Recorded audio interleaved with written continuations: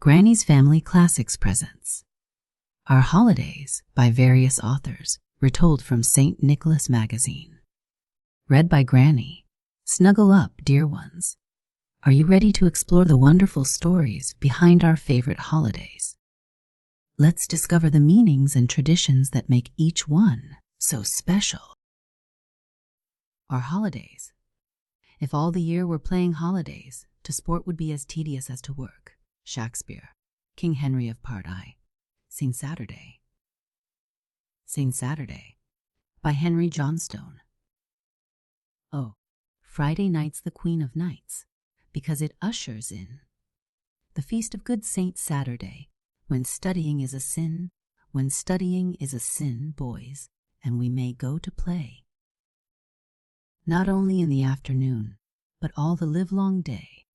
Saint Saturday, so legends say, lived in the ages when the use of leisure still was known and current among men. Full seldom and full slow he toiled, and even as he wrought, he'd sit him down and rest a while, immersed in pious thought. He loved to fold his good old arms, to cross his good old knees, and in a famous elbow chair for hours he'd take his ease. He had a word for old and young, and when the village boys came out to play, he'd smile on them and never mind the noise. So when his time came, honest man, the neighbors all declared us that one of keener intellect could better have been spared. By young and old his loss was mourned in cottage and in hall, for if he'd done them little good, he'd done no harm at all. In time they made a saint of him, and issued a decree, since he had loved his ease so well, and been so glad to see the children frolic round him, and to smile upon their play, that schoolboys for his sake should have a weekly holiday. They gave his name unto the day, that as the years roll by, his memory might still be green, and that's the reason why we speak his name with gratitude, and oftener by far than that of any other saint in all the calendar. Then, lads and lassies, great and small, give ear to what I say. Refrain from work on Saturdays as strictly as you may. So shall the saint your patron be, and prosper all you do. And when examinations come, he'll see you safely through. Saint Saturday I. Hallowe'en, October 31, the eve of All Saints' Day. This night is known in some places as Nutcrack Night or Snip-Apple Night. Supernatural influences are pretended to prevail, and hence all kinds of superstitions were formerly connected with it. It is now usually celebrated by children's parties, when certain special games are played. All Hallow Eve Myths by David Brown.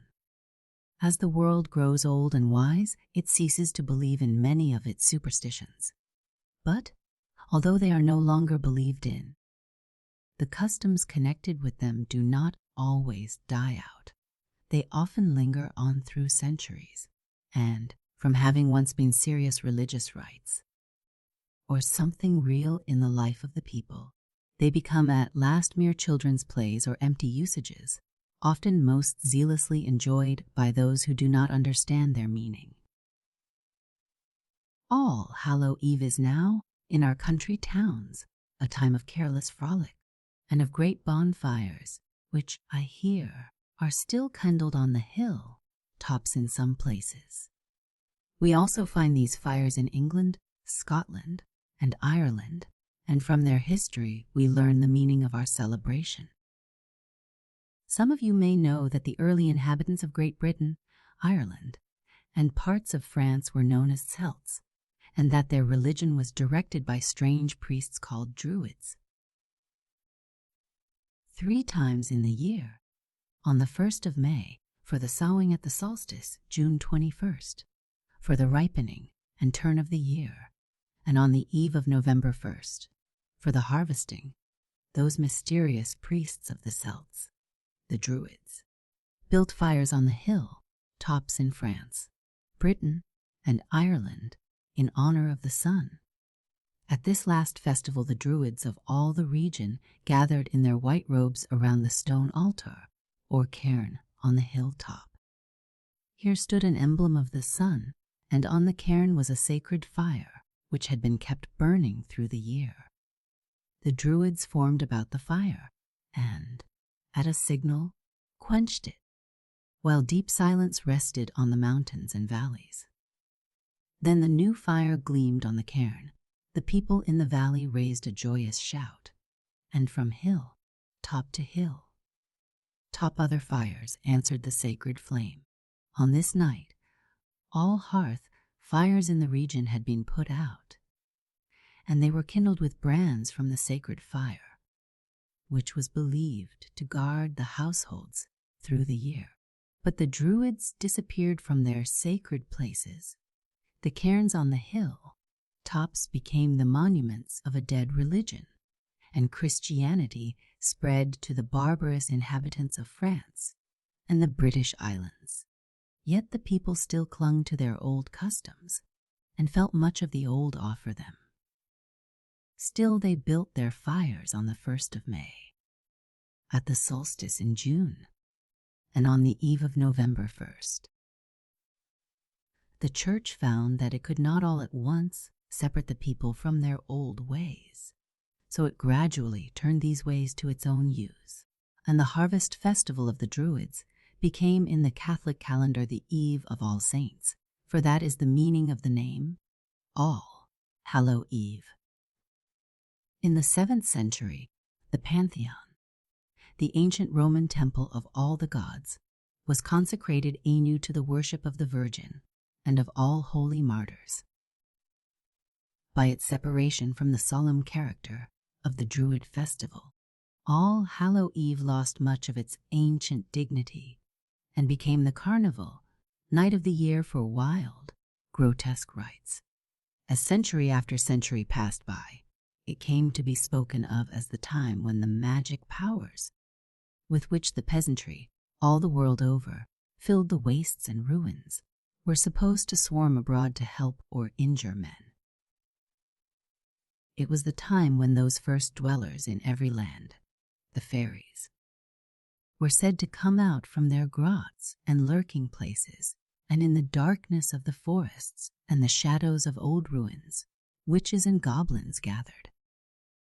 In course of time, the hallowing fire came to be considered a protection against these malicious powers. It was a custom in the 17th century for the master of a family to carry a lighted torch of straw round his fields, to protect them from evil influence through the year. And as he went, he chanted an invocation to the fire, the chief thing which we seek to impress upon your minds in connection with all Hallow Eve is that its curious customs show how no generation of men is altogether separated from earlier generations. Far as we think we are from our uncivilized ancestors, much of what they did and thought has come into our doing and thinking, with many changes perhaps under different religious forms, and sometimes in jest where they were in earnest. Still, these customs and observances, of which all Hallow Eve is only one, may be called the piers, upon which rests a bridge that spans the wide past between us and the generations that have gone before. Election Day. The first Tuesday after the first Monday in November. This day is now a holiday, so that every man may have an opportunity to cast his vote. Unlike most other holidays, it does not commemorate an event, but it is a day which has a tremendous meaning if rightly looked upon and rightly used.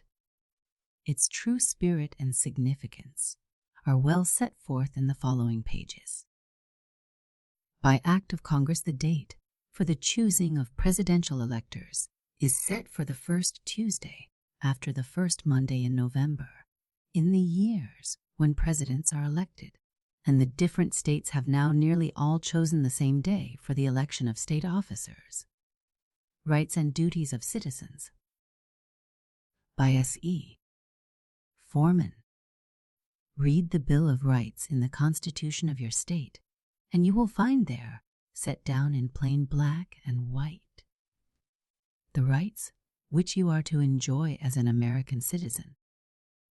This Constitution tells you that you have the right to your life, to your liberty, and to the property that you may honestly acquire, that your body, your health, and your reputation shall be protected from injury, that you may move freely from place to place unmolested, that you shall not be imprisoned or otherwise punished without a fair trial by an impartial jury, that you may worship God according to the promptings of your own conscience, that you may freely write and speak on any subject, providing you do not abuse the privilege, that you may peaceably assemble and petition government for the redress of grievances. These are civil rights. They, together with many others equally dear, are guaranteed by the state and national constitutions, and they belong to all American citizens. These civil rights, like the air and the sunshine, come to us in these days as a matter of course. But they did not come to our ancestors as a matter of course. To our ancestors, rights came as the result of hard, fought battles. The reading of the Bill of Rights would cause your heart to throb with gratitude, did you but know the suffering and sacrifice each right has cost. Now, just as our rights have not been gained without a struggle, so they will not be maintained without a struggle. We may not have to fight with cannon and sword, as did our forefathers in the Revolution. But we may be sure that if our liberty is to be preserved, there will be fighting of some kind to do. Such precious things as human rights cannot be had for nothing. One of the hardest battles will be to fulfill the duties which accompany our rights, for every right is accompanied by a duty. If I can hold a man to his contract, I owe it to pay my debts. If I may worship as I please, I ought to refrain from persecuting another on account of his religion. If my property is held sacred, I ought to regard the property of another man as sacred. If the government deals fairly with me and does not oppress me, I ought to deal fairly with it and refuse to cheat it. If I am allowed freedom of speech, I ought not to abuse the privilege. If I have a right to a trial by jury, I ought to respond when I am summoned to serve as a juror. If I have a right to my good name and reputation, I ought not to slander my neighbor. If government shields me from injury, I ought to be ready to take up arms in its defense. Foremost among the rights of American citizenship is that of going to the polls and casting a ballot. This right of voting is not a civil right. It is a political right which grew out of man's long struggle for his civil rights. While battling with kings and nobles for liberty, the people learned to distrust a privileged ruling class. They saw that if their civil rights were to be respected, government must pass into their own hands or into the hands of their chosen agents. Hence they demanded political rights, the right of holding office and of voting at elections. The suffrage, or the right of voting, is sometimes regarded as a natural right, one that belongs to a person simply because he is a person. People will say that a man has as much right to vote as he has to acquire property or to defend himself from attack. But this is not a correct view. The right to vote is a franchise or privilege which the law gives to such citizens as are thought worthy of possessing it. It is easy to see that everybody cannot be permitted to vote. There must be certain qualifications, certain marks of fitness required of a citizen before he can be entrusted with the right of suffrage. These qualifications differ in the different states. In most states, every male citizen over 21 years of age may vote. In 4 states, women as well as men exercise the right of suffrage. But the right of voting, like every other right, has its corresponding duty. No day brings more responsibilities than Election Day. The American voter should regard himself as an officer of government. He is one of the members of the electorate, that vast governing body which consists of all the voters and which possesses supreme political power, controlling all the governments, federal and state and local. This electorate has in its keeping the welfare and the happiness of the American people. When, therefore, the voter takes his place in this governing body, that is, when he enters the polling booth and presumes to participate in the business of government, he assumes serious responsibilities. In the polling booth, he is a public officer charged with certain duties. And if he fails to discharge these duties properly, he may work great injury. What are the duties of a voter in a self-governing country? If an intelligent man will ask himself the question and refer it to his conscience, as well as deliberate upon it in his mind, he will conclude that he ought to do the following things. 1. To vote whenever it is his privilege. 2. To try to understand the questions upon which he votes. 3. To learn something about the character and fitness of the men for whom he votes. 4. To vote only for honest men for office. 5. To support only honest measures. 6. To give no bribe direct or indirect, and to receive no bribe direct or indirect. 7. To place country above party. 8. To recognize the result of the election as the will of the people, and therefore as the law. 9. To continue to vote for a righteous although defeated cause, as long as there is a reasonable hope of victory. The proudest now is but my peer, the highest not more high. Today of all the weary year, a king of men am I. Day alike are great and small, the nameless and the known. My palace is the people's hall, the ballot box my throne. Whittier. Thanksgiving Day. Appointed by the President, usually the last Thursday in November. Now observed as a holiday in all the states, but not a legal holiday in all. The President's proclamation recommends that it be set apart as a day of prayer and rejoicing.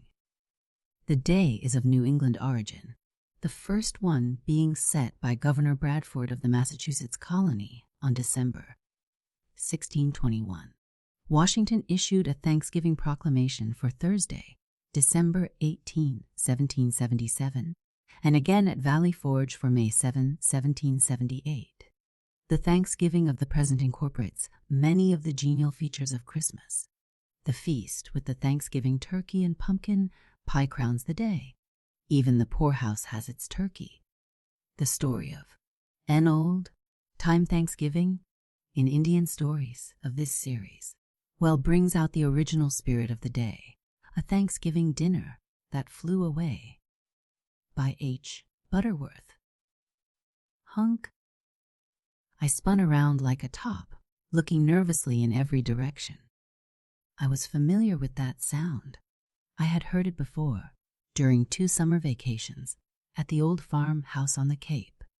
It had been a terror to me. I always put a door, a fence, or a stone wall between me and that sound as speedily as possible. I had just come down from the city to the Cape for my 3rd summer vacation. I had left the cars with my arms full of bundles and hurried toward Aunt Targood's.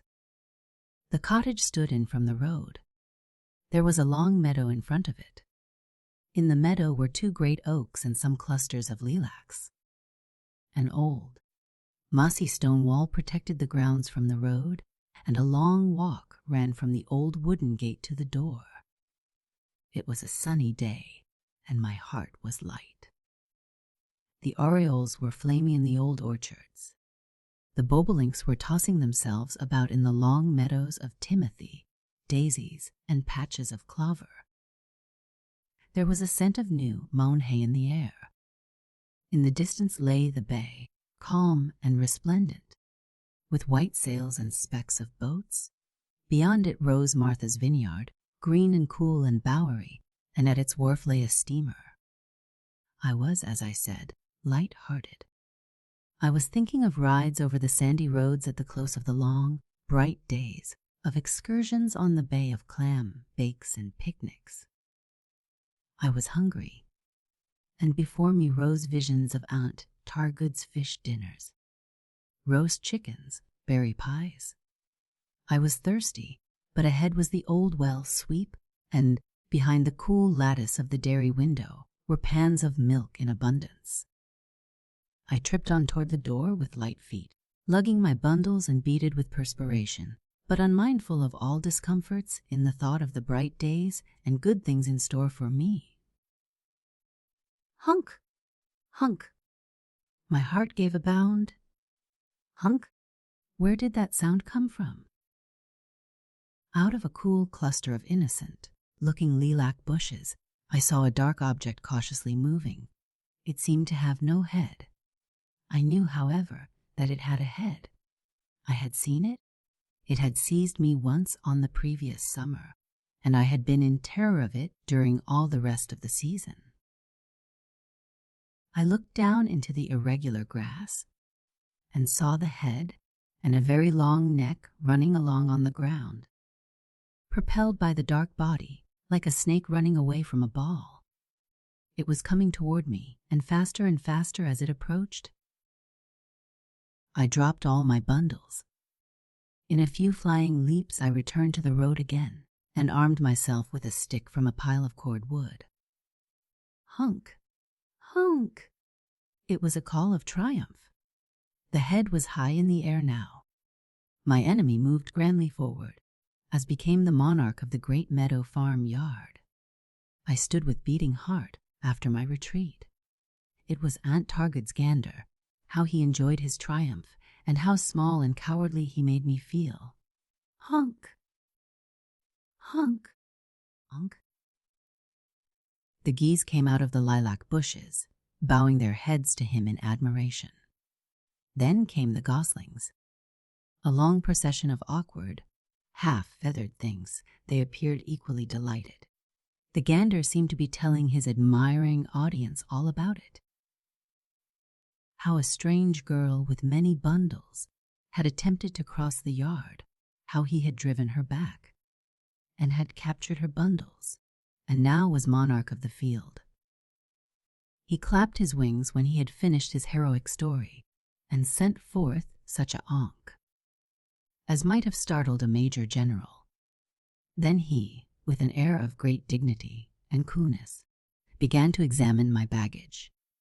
Among my effects were several pounds of chocolate caramels, done up in brown paper. Aunt Targood liked caramels, and I had brought her a large supply. He tore off the wrappers quickly, bit one. It was good. He began to distribute the bonds among the geese, and they, with much liberality and goodwill, among the goslings. This was too much. I ventured through the gate swinging my cord, wood stick. Sue! He dropped his head on the ground and drove it down the walk in a lively waddle toward me. Sue! It was Aunt Targood's voice at the door. He stopped immediately. His head was in the air again. Sue! Out came Aunt Targood with her broom. She always corrected the gander with her broom. If I were to be whipped, I should choose a broom, not the stick. As soon as he beheld the broom, he retired, although with much offended pride and dignity, to the lilac bushes, and the geese and goslings followed him. Hester, you dear child, come here. I was expecting you, and had been looking out for you, but missed sight of you. I had forgotten all about the gander. Oh? We gathered up the bundles and the caramels. I was light-hearted again. How cool was the sitting room, with the woodbine falling about the open windows. Aunt brought me a pitcher of milk and some strawberries, some bread and honey, and a fan. While I was resting and taking my lunch, I could hear the gander discussing the affairs of the farm, yard with the geese. I did not greatly enjoy the discussion. His tone of voice was very proud, and he did not seem to be speaking well of me. I was suspicious that he did not think me a very brave girl. A young person likes to be spoken well of, even by the gander. Aunt Targood's gander had been the terror of many well-meaning people, and of some evildoers. For many years, I have seen tramps and peddlers enter the gate and start on toward the door, when there would sound that ringing warning like a war blast. Honk, honk, and in a few minutes these unwelcome people would be gone. House boarders from the city would sometimes enter the yard, thinking to draw water by the old well sweep. In a few minutes it was customary to hear shrieks and to see women and children flying over the walls, followed by air-rending honks and jubilant cackles from the victorious gander and his admiring family. "Aunt, what makes you keep that gander year after year?" said I, one evening as we were sitting on the lawn before the door. "Is it because he is a kind of a watchdog and keeps troublesome people away?" "No, no, child. No, I do not wish to keep most people away, not well-behaved people, nor to distress nor annoy anyone. The fact is, there is a story about that gander that I do not like to speak of to every one, something that makes me feel tender toward him, so that if he needs a whipping, I would rather do it. He knows something that no one else knows. I could not have him killed or sent away. You have heard me speak of Nathaniel, my oldest boy."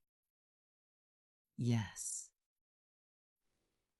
"That is his picture in my room, you know. He was a good boy to me. He loved his mother. I loved Nathaniel. You cannot think how much I loved Nathaniel. It was on my account that he went away. The farm did not produce enough for us all. Nathaniel, John, and I, we worked hard and had a hard time. 1 year. That was 10 years ago. We were sued for our taxes. Nathaniel, said I will go to taking boarders. Then he looked up to me and said, "Oh, how noble and handsome he appeared to me. Mother, I will go to sea." "Where?" asked I, in surprise. "In a coaster." I turned white. How I felt. "You and John can manage the place," he continued. "One of the vessels sails next week. Uncle Aaron's. He offers to take me." It seemed best, and he made preparations to go. The spring before, Skipper Ben. You have met Skipper Ben. Had given me some goose eggs. He had brought them from Canada, and said that they were wild goose eggs. I set them under hens. In 4 weeks I had 3 goslings. I took them into the house at first, but afterward made a pen for them out in the yard. I brought them up myself, and one of those goslings is that gander. Skipper Ben came over to see me the day before Nathaniel was to sail. Aaron came with him. I said to Aaron, "What can I give to Nathaniel to carry to sea with him to make him think of home?" "Cake, preserves, apples." "I haven't got much. I have done all I can for him, poor boy." Brother looked at me curiously and said, "Give him one of those wild geese, and we will fatten on shipboard, and we'll have it for our Thanksgiving dinner."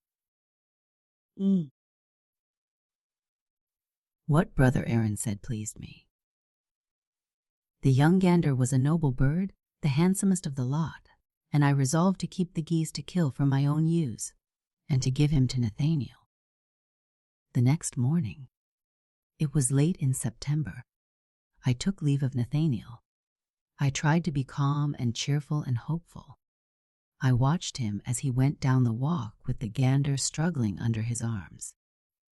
A stranger would have laughed, but I did not feel like laughing.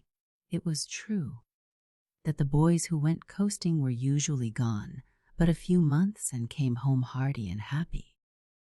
But when poverty compels a mother and son to part, after they have been true to each other and shared their feelings in common, it seems hard.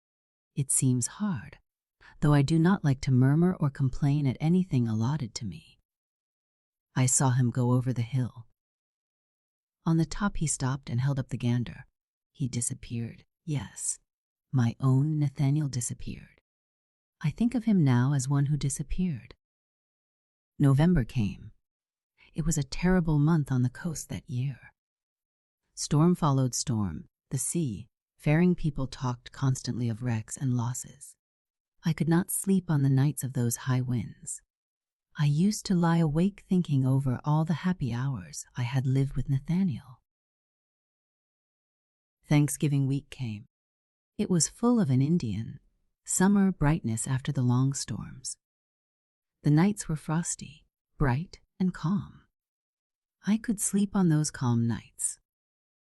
One morning, I thought I heard a strange sound in the woodland pasture. It was like a wild goose. I listened. It was repeated. I was lying in bed. I started up. I thought I had been dreaming. On the night before Thanksgiving, I went to bed early, being very tired. The moon was full. The air was calm and still. I was thinking of Nathaniel, and I wondered if he would indeed have the gander for his Thanksgiving dinner, if it would be cooked as well as I would have cooked it, and if he would think of me that day. I was just going to sleep when suddenly I heard a sound that made me start up and hold my breath. Honk, honk. I thought it was a dream followed by a nervous shock. Honk, honk. There it was again in the yard. I was surely awake and in my senses. I heard the geese cackle. Honk, honk, honk. I got out of bed and lifted the curtain. It was almost as light as day. Instead of 2 geese, there were 3. Had one of the neighbors' geese stolen away? I should have thought so, and should not have felt disturbed. But for the reason that none of the neighbors' geese had that peculiar call, that horn-like tone that I had noticed in mine. I went out of the door. The 3rd goose looked like the very gander I had given Nathaniel. Could it be? I did not sleep. I rose early and went to the crib for some corn. It was a gander, a wild gander, that had come in the night. He seemed to know me. I trembled all over as though I had seen a ghost. I was so faint that I sat down on the meal chest. As I was in that place, a bill pecked against the door. The door opened. The strange gander came hobbling over the crib stone and went to the corn bin. He stopped there, looked at me, and gave a sort of glad conk, as though he knew me and was glad to see me. I was certain that he was the gander I had raised, and that Nathaniel had lifted into the air when he gave me his last recognition from the top of the hill. It overcame me. It was Thanksgiving. The church bell would soon be ringing as on Sunday, and here was Nathaniel's Thanksgiving dinner and Brother Aaron's. Had it flown away? Where was the vessel? Years have passed. 10. You know, I waited and waited for my boy to come back. December grew dark with its rainy seas. The snows fell. May lighted up the hills, but the vessel never came back. Nathaniel, my Nathaniel, never returned. That gander knows something he could tell me if he could talk. Birds have memories. He remembered the corn crib. He remembered something else. I wish he could talk, poor bird. I wish he could talk. I will never sell him, nor kill him, nor have him abused. He knows. Whittier's birthday. John Greenleaf Whittier, born December 17, 1807. died September 7, 1892. Whittier is known not only as a poet, but as a reformer and author. He was a member of the Society of Friends. He attended a New England academy, worked on a farm, taught school in order to afford further education, and at the age of 20, edited a paper at Boston. He was a leading opponent of slavery and was several times attacked by mobs on account of his opinions. The Boyhood of John Greenleaf Whittier by William H. Writing. The life of Whittier may be read in his poems, and by putting a note here and a date there, a full autobiography might be compiled from them. His boyhood and youth are depicted in them with such detail that little need be added to make the story complete, and that little, reverently done as it may be, must seem poor in comparison with the poetic beauty of his own revelations. What more can we do to show his early home than to quote from his own beautiful poem, "A Snow Bound"? There the house is pictured for us, inside and out, with all its furnishings, and those who gather around its hearth, inmates and visitors, are set before us so clearly that long after the book has been put away they remain as distinct in the memory as portraits that are visible day after day on the walls of our own homes. He reproduces in his verse the landscapes he saw, the legends of witches and Indians he listened to, the schoolfellows he played with, the voices of the woods and fields, and the round of toil and pleasure in a country boy's life, and in other poems his later life, with its impassioned devotion to freedom and lofty faith, is reflected as lucidly as his youth is in Snow Bound and The Barefoot Boy. He himself was the barefoot boy, and what Robert Burns said of himself Whittier might repeat: "The poetic genius of my country found me, as the prophetic bard Elijah did Elisha, at the plow, and threw her inspiring mantle over me." He was a farmer's son, born at a time when farm life in New England was more frugal than it is now, and with no other heritage than the good name and example of parents and kinsmen, in whom simple virtues, thrift, industry, and piety abounded. His birthplace still stands near Haverhill, Mass., a house in one of the hollows of the surrounding hills, little altered from what it was in 1807, the year he was born, when it was already at least a century and a half old. Whittier's birthplace, near Haverhill, Mass. Whittier's birthplace, near Haverhill, Mass. He had no such opportunities for culture as Holmes and Lowell had in their youth. His parents were intelligent and upright people of limited means, who lived in all the simplicity of the Quaker faith, and there was nothing in his early surroundings to encourage and develop a literary taste. Books were scarce, and the 20 volumes on his father's shelves were, with one exception, about Quaker doctrines and Quaker heroes. The exception was a novel, and that was hidden away from the children, for fiction was forbidden fruit. No library or scholarly companionship was within reach. And if his gift had been less than genius, it could never have triumphed over the many disadvantages with which it had to contend. Instead of a poet, he would have been a farmer like his forefathers. But literature was a spontaneous impulse with him, as natural as the song of a bird, and he was not wholly dependent on training and opportunity, as he would have been had he possessed mere talent. Frugal from necessity, the life of the Whittiers was not sordid nor cheerless to him, moreover, and he looks back to it as tenderly as if it had been full of luxuries. It was sweetened by strong affections, simple tastes, and an unflinching sense of duty, and in all the members of the household the love of nature was so genuine that meadow, wood, and river yielded them all the pleasure they needed, and they scarcely missed the refinements of art. Surely there could not be a pleasanter or more homelike picture than that which the poet has given us of the family on the night of the great storm, when the old house was snowbound. Shut in from all the world without, we sat the clean, winged hearth about, content to let the north wind roar, in baffled rage at pane and door, while the red logs before us beat. The frost lined back with tropic heat, and ever when a louder blast shook beam and rafter as it passed, the merrier up its roaring draught. The great throat of the chimney laughed. The house, dog on his paws outspread, laid to the fire his drowsy head. The cat's dark silhouette on the wall.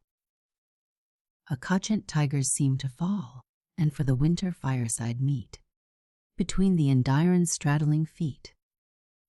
The mug of cider simmered slow, the apples sputtered in a row, and close at hand the basket stood, with nuts from brown October's wood. For a picture of the poet himself we must turn to the verses in The Barefoot Boy, in which he says, "Oh, for boyhood's time of June, crowding years in one brief moon, when all things I heard or saw, me, their master, waited for. I was rich in flowers and trees, humming birds and honey bees. For my sport the squirrel played, plied the snouted mole his spade. For my taste the blackberry cone, purpled over hedge and stone, laughed the brook for my delight. Through the day and through the night, whispering at the garden wall, talked with me from fall to fall. Mine the sand, rimmed pickerel pond, mine the walnut slopes beyond, mine on bending orchard trees, apples of Hesperides. Still as my horizon grew, larger grew my riches, too. All the world I saw or knew seemed a complex Chinese toy fashioned for a barefoot boy. The old school house, Haverhill, Mass. The old school house, Haverhill, Mass. I doubt if any boy ever rose to intellectual eminence who had fewer opportunities for education than Whittier. He had no such pasturage to browse on as is open to every reader who, by simply reaching them out, can lay his hands on the treasures of English literature. He had to borrow books wherever they could be found among the neighbors who were willing to lend, and he thought nothing of walking several miles for one volume.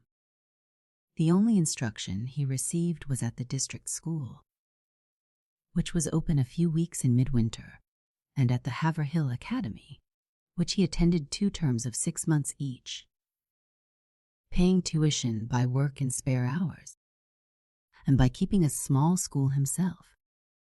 A feeble spirit would have languished under such disadvantages. But Whittier scarcely refers to them, and instead of begging for pity, he takes them as part of the common lot, and seems to remember only what was beautiful and good in his early life. Occasionally a stranger knocked at the door of the old homestead in the valley. Sometimes it was a distinguished Quaker from abroad, but oftener it was a peddler or some vagabond begging for food, which was seldom refused. Once a foreigner came and asked for lodgings for the night. Dark, repulsive man, whose appearance was so much against him that Mrs. Whittier was afraid to admit him. No sooner had she sent him away, however, than she repented. What if a son of mine was in a strange land? She thought. The young poet, who was not yet recognized as such, offered to go out in search of him, and presently returned with him, having found him standing in the roadway, just as he had been turned away from another house. John Greenleaf Whittier. John Greenleaf Whittier. He took his seat with us at the supper table, says Whittier in one of his prose sketches. And when we were all gathered around the hearth that cold autumnal evening, he told us, partly by words and partly by gestures, the story of his life and misfortunes, amused us with descriptions of the grape, gatherings and festivals of his sunny clime, edified my mother with a recipe for making bread of chestnuts, and in the morning, when, after breakfast, his dark sallow face lighted up, and his fierce eyes moistened with grateful emotion, as in his own silvery Toscan accent, he poured out his thanks, we marveled at the fears which had so nearly closed our doors against him. And as he departed, we all felt that he had left with us the blessing of the poor. Another guest came to the house one day. It was a vagrant old Scotchman who, when he had been treated to bread and cheese and cider, sang some of the songs of Robert Burns, which Whittier then heard for the first time, and which he never forgot. Coming to him thus as songs reached the people, before printing was invented, through gleemen and minstrels, their sweetness lingered in his ears, and he soon found himself singing in the same strain. Some of his earliest inspirations were drawn from Burns, and he tells us of his joy when one day, after the visit of the old Scotchman, his schoolmaster loaned him a copy of that poet's works. I began to make rhymes myself and to imagine stories and adventures, he says in his simple way. Indeed, he began to rhyme very early and kept his gift a secret from all, except his oldest sister, fearing that his father, who was a prosaic man, would think that he was wasting time. He wrote under the fence, in the attic, in the barn, wherever he could escape observation, and as pen and ink were not always available, he sometimes used chalk and even charcoal. Great was the surprise of the family when some of his verses were unearthed, literally unearthed, from under a heap of rubbish in a garret. But his father frowned upon these evidences of the bent of his mind, not out of unkindness, but because he doubted the sufficiency of the boy's education for a literary life, and did not wish to inspire him with hopes which might never be fulfilled. His sister had faith in him, nevertheless, and without his knowledge, she sent one of his poems to the editor of the Free Press, a newspaper published in Newburyport. Whittier was helping his father to repair a stone wall by the roadside when the carrier flung a copy of the paper to him, and, unconscious that anything of his was in it, he opened it and glanced up and down the columns. His eyes fell on some verses called The Exile's Departure. Fond scenes, which delighted my youthful existence. With feelings of sorrow I bid ye adieu. A lasting adieu, for now, dim in the distance, the shores of Hibernia recede from my view.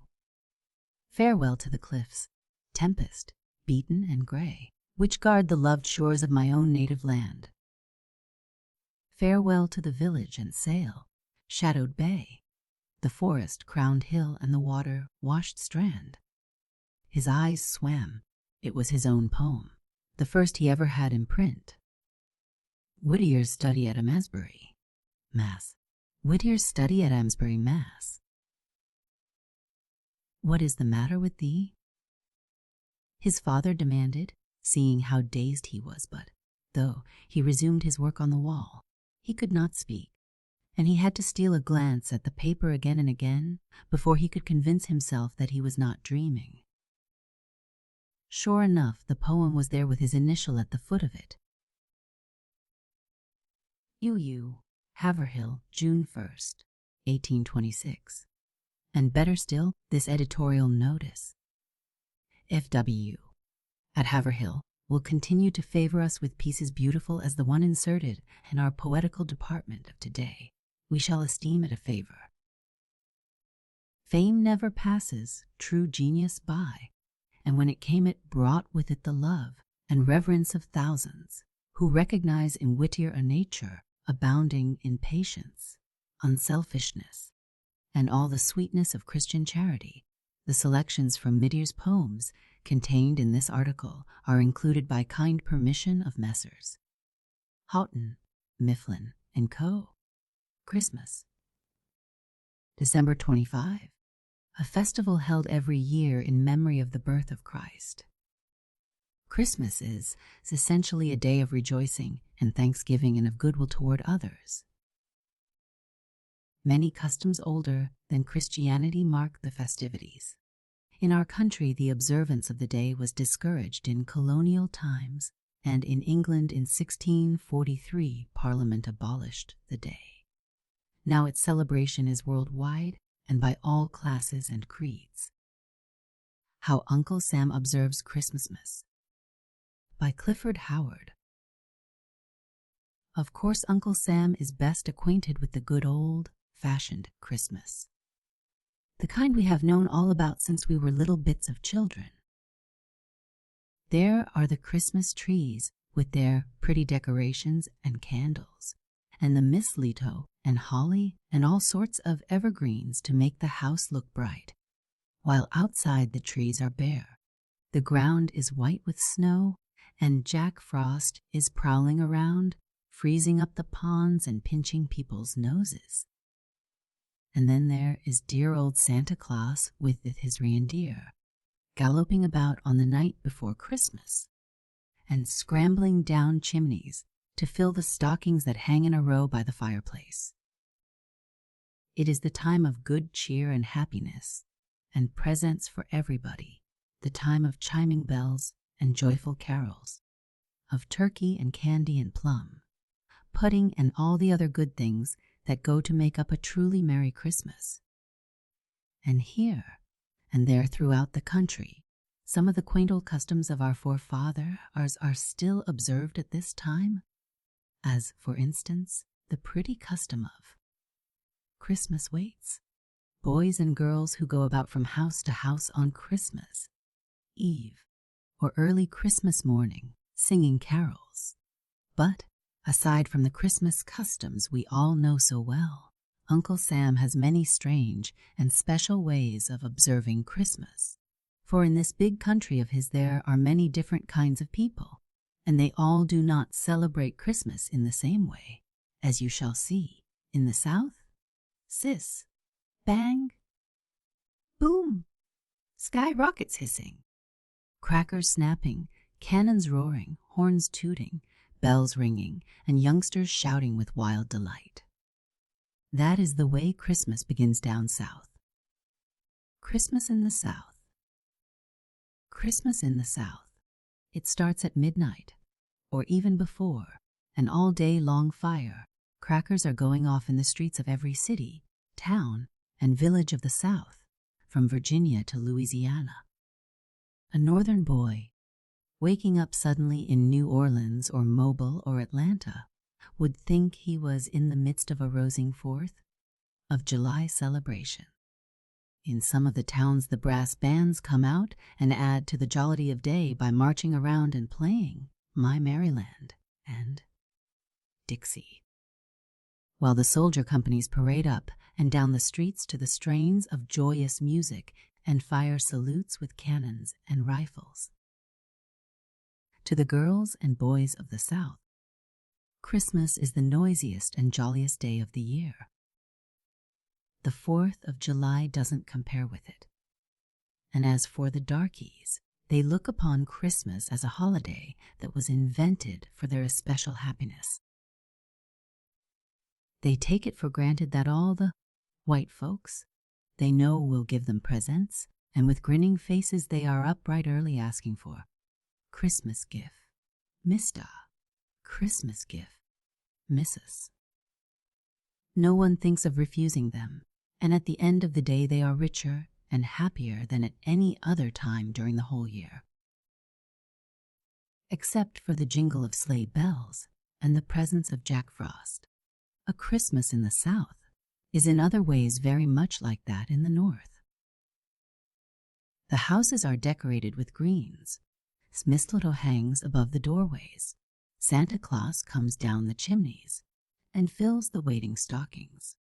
while Christmas dinner is not complete without the familiar turkey and cranberry sauce, plum puddings and pies.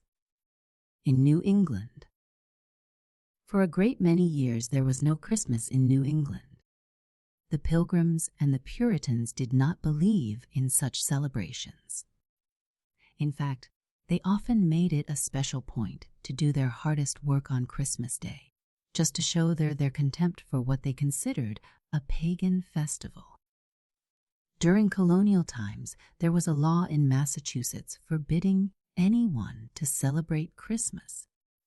And if anybody was so rash in those days as to go about tooting a horn and shouting a Merry Christmas, he was promptly brought to his senses by being arrested and punished.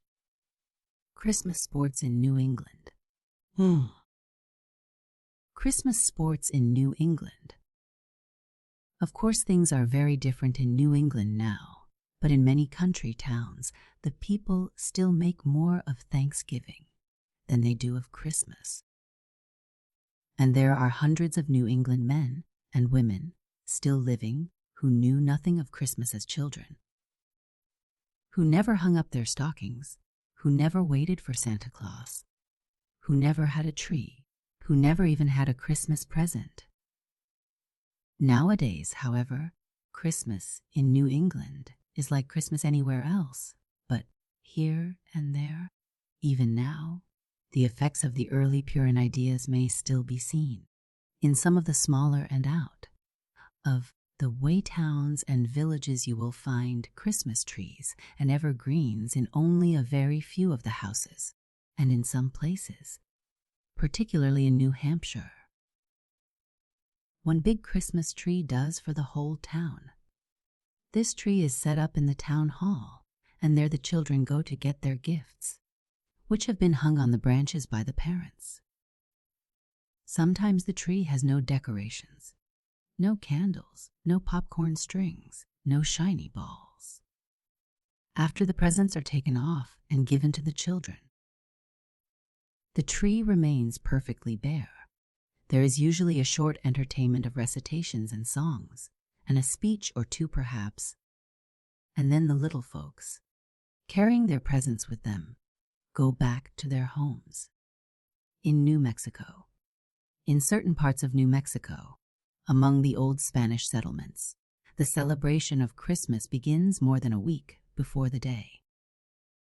In the evenings, a party of men and women go together to the house of some friend, a different house being visited each evening. When they arrive, they knock on the door and begin to sing, and when those in the house ask, "Who is there?" they reply, "The Virgin Mary and Saint Joseph seek lodgings in your house." At first, the inmates of the house refuse to let them in. This is done to carry out the Bible story of Joseph and Mary being unable to find lodgings in Bethlehem. But in a little while the door is opened and the visitors are heartily welcomed.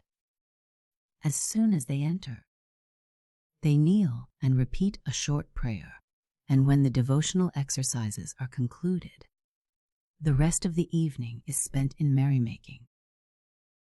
On Christmas Eve, the people of the village gather together in some large room or hall and give a solemn little play commemorating the birthday of the Savior. One end of the room is used as a stage, and this is fitted up to represent the stable and the manger, and the characters in the sacred story of Bethlehem. Mary and Joseph, the shepherds, the wise men, and the angels are represented in the tableaux, and with a genuine, reverential spirit.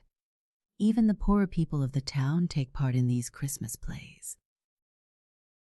Among the Shakers observe Christmas by a dinner at which the men and women both sit down at the same table.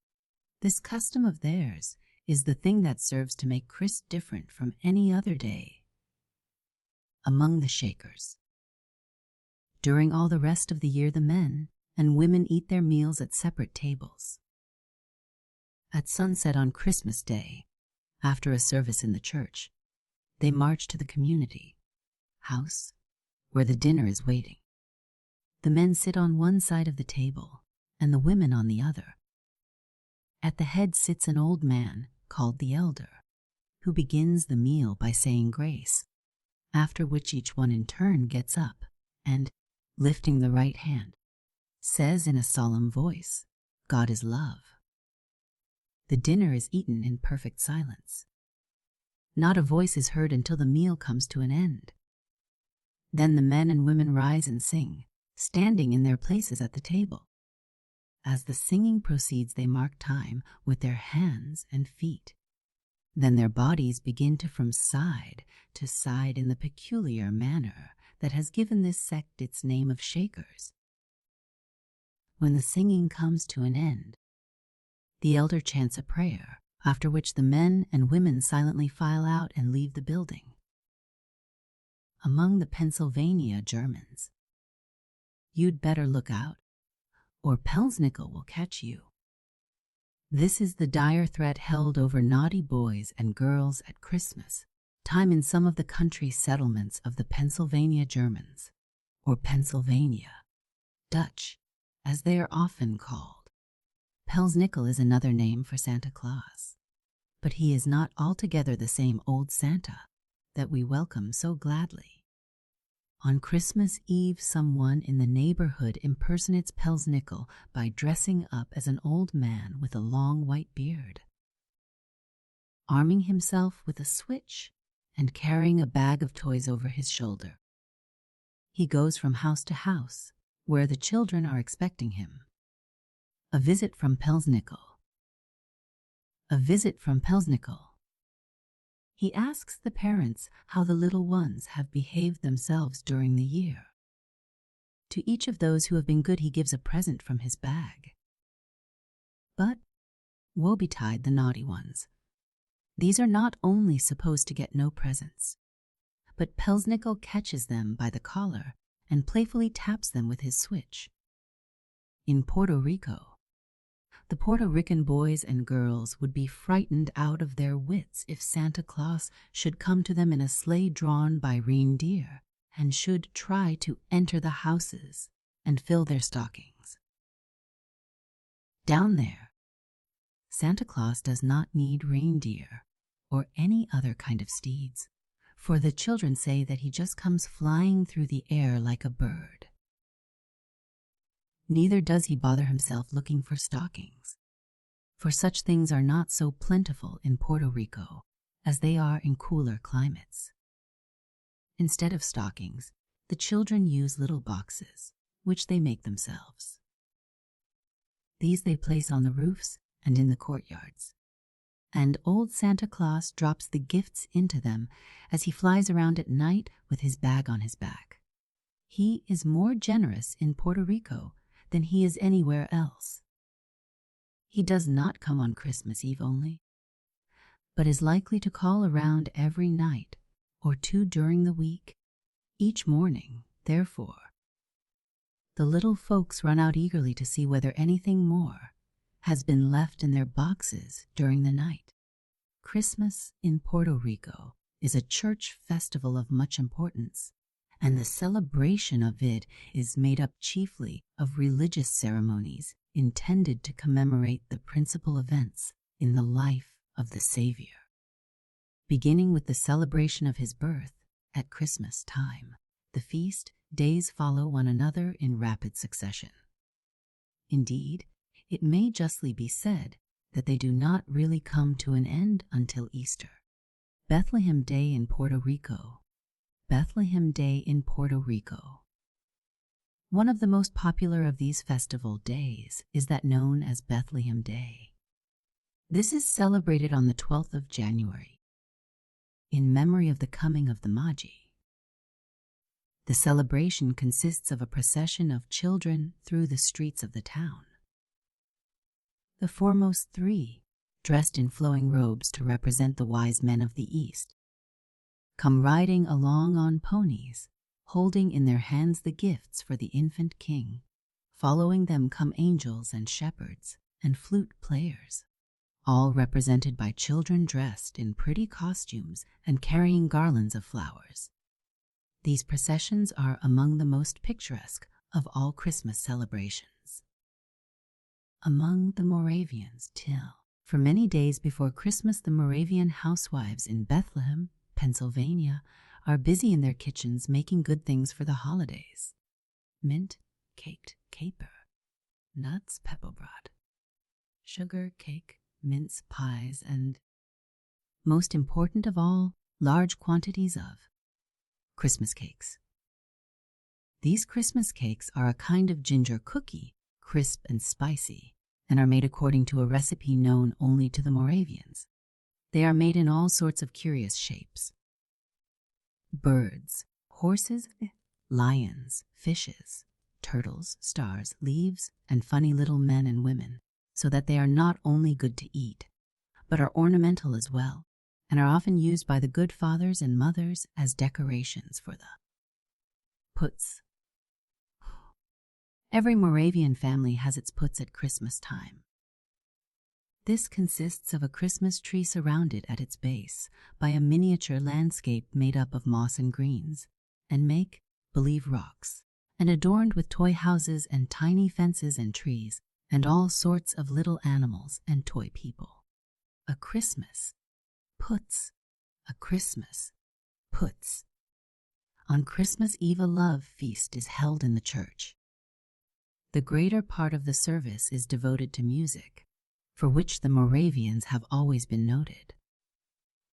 While the choir is singing, cake and coffee are brought in and served to all the members of the congregation, each one receiving a good-sized bun and a large cup of coffee. Shortly before the end of the meeting, lighted wax candles carried on large trays are brought into the church by men on one side and women on the other, and passed around to the little folks, one for each boy and girl. This is meant to represent the coming of the light into the world, and is but one of the many beautiful customs observed by the Moravians. In Alaska, going around with the star is a popular Christmas custom among some of the natives of Alaska who belong to the Greek Church. A large figure of a star, covered with brightly colored paper, is carried about at night by a procession of men and women and children. They call at the homes of the well, to do families of the village, marching about from house to house, headed by the star bearer and 2 men or boys carrying lanterns on long poles. They are warmly welcomed at each place and are invited to come in and have some refreshments. After enjoying the cakes and other good things, and singing 1 or 2 carols, they take up the star and move on to the next house. These processions take place each night during Christmas week, but after the second night the star bearers are followed by men and boys dressed in fantastic clothes who try to catch the star men and destroy their stars. This part of the game is supposed to be an imitation of the soldiers of Herod trying to destroy the children of Bethlehem. But these happy folks of Alaska evidently don't think much about its meaning, for they make a great frolic of it. Everybody is full of fun, and the frosty air of the dark winter nights is filled with laughter as men and boys and romping girls chase one another here and there in merry excitement. In Hawaii, the natives of Hawaii say that Santa Claus comes over to the islands in a boat. Perhaps he does. It would be a tedious journey for his reindeer to make without stopping from San Francisco to Honolulu. At all events, he gets there by some means or other, for he would not neglect the little folks of those islands away out in the Pacific. They look for him as eagerly as do the boys and girls in the lands of snow and ice. And although it must almost melt him to get around in that warm climate with his furs on, he never misses a Christmas. Before the missionaries and the American settlers went to Hawaii, the natives knew nothing about Christmas, but now they all celebrate the day and do it of course, in the same way as the Americans who live there. The main difference between Christmas in Honolulu and Christmas in New York is that in Honolulu, in December, the weather is like June in New York. Birds are warbling in the leafy trees. Gardens are overflowing with roses and carnations. Fields and mountain slopes are ablaze with color, and a sunny sky smiles dreamily upon the glories of a summer day. In the morning, people go to church, and during the day there are sports and games and merry making of all sorts. The Christmas dinner is eaten out of doors in the shade of the veranda, and everybody is happy and contented. In the Philippines, Buenas Pascuas. This is the hearty greeting that comes to the dweller in the Philippines on Christmas morning, and with it, perhaps an offering of flowers. Christmas in the Philippines. Christmas in the Philippines.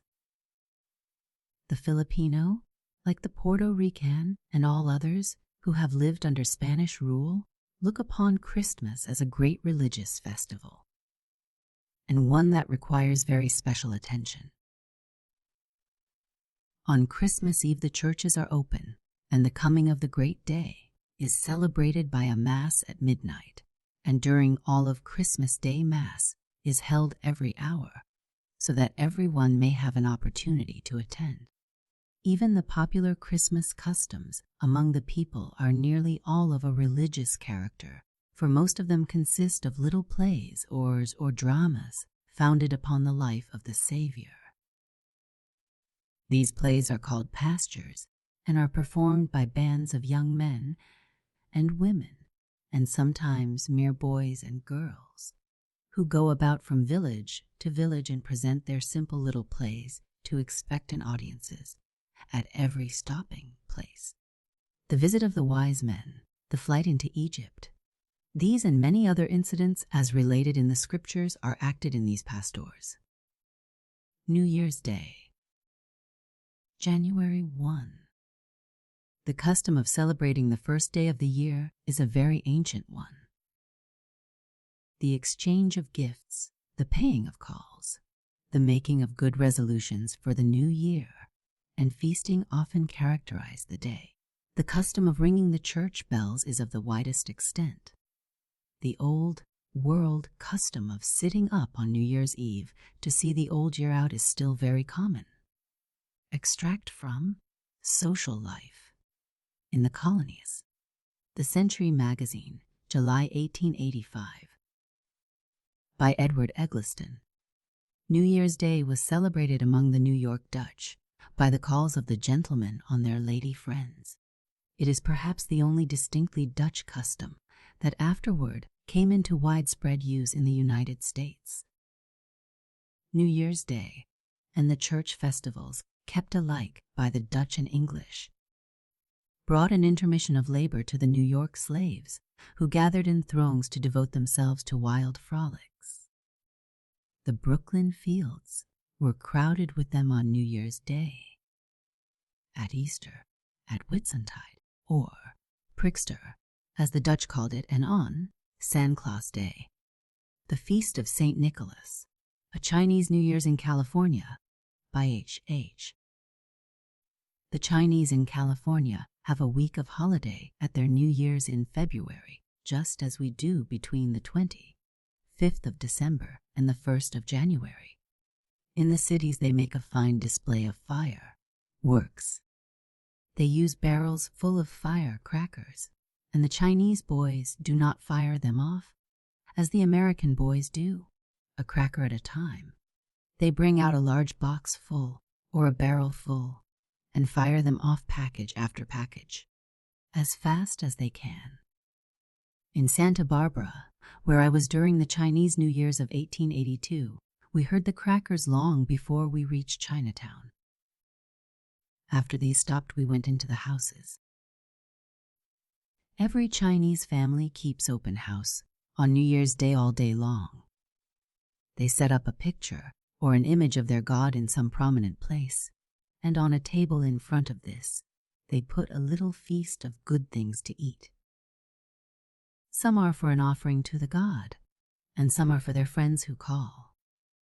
Everyone is expected to take something. There was no family so poor that it did not have something set out, and some sort of a shrine made for its idol.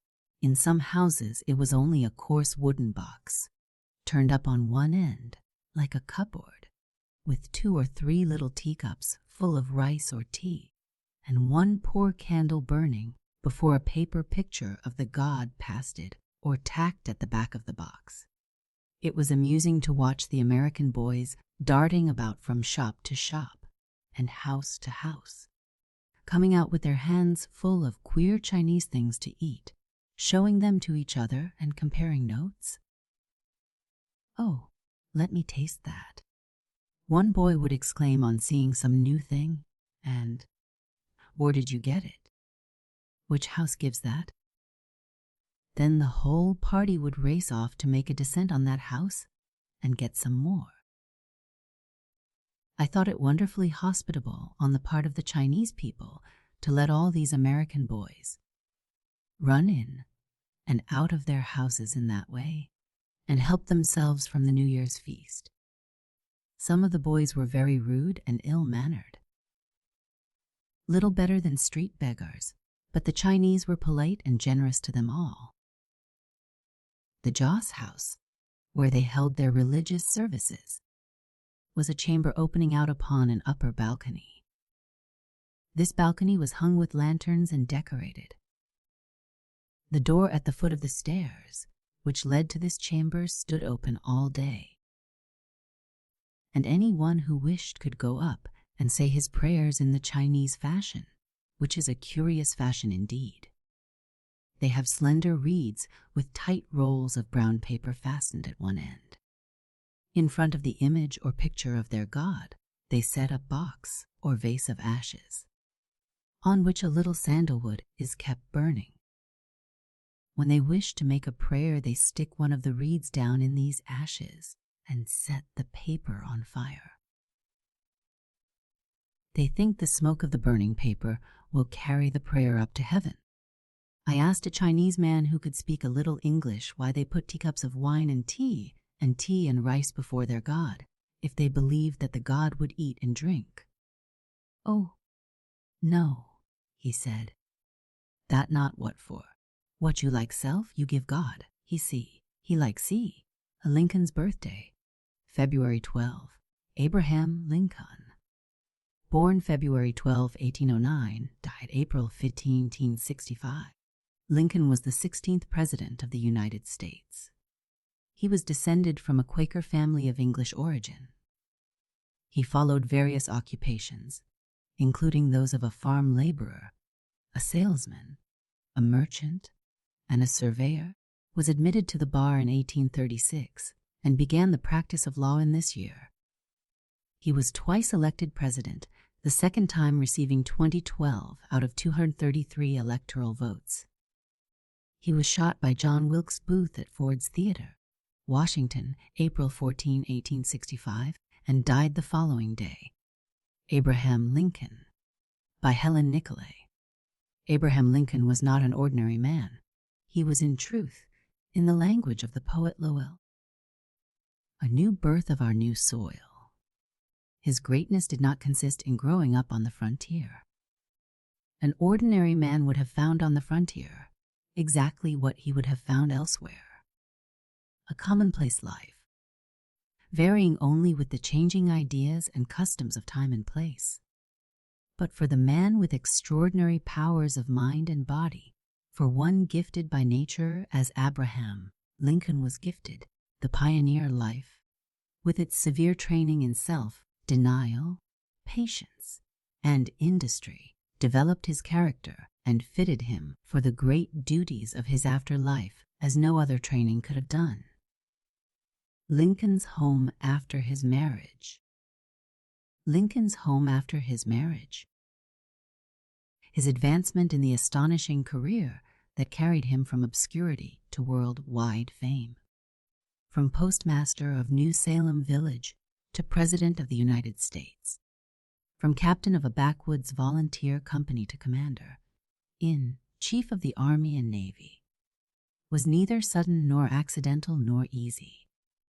He was both ambitious and successful, but his ambition was moderate, and his success was slow.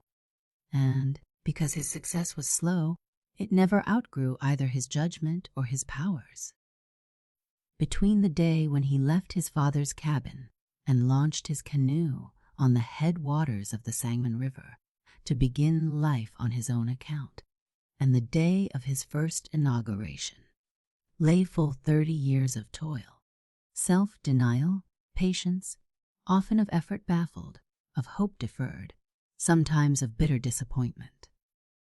Even with the natural gift of great genius, it required an average lifetime in faithful, unrelaxing effort to transform the raw country stripling into a fit ruler for this great nation. Almost every success was balanced, sometimes overbalanced, by a seeming failure. He went into the Black Hawk War a captain, and through no fault of his own came out a private. He rode to the hostile frontier on horseback and trudged home on foot. His store winked out bought. His surveyor's compass and chain, with which he was earning a scanty living, were sold for debt.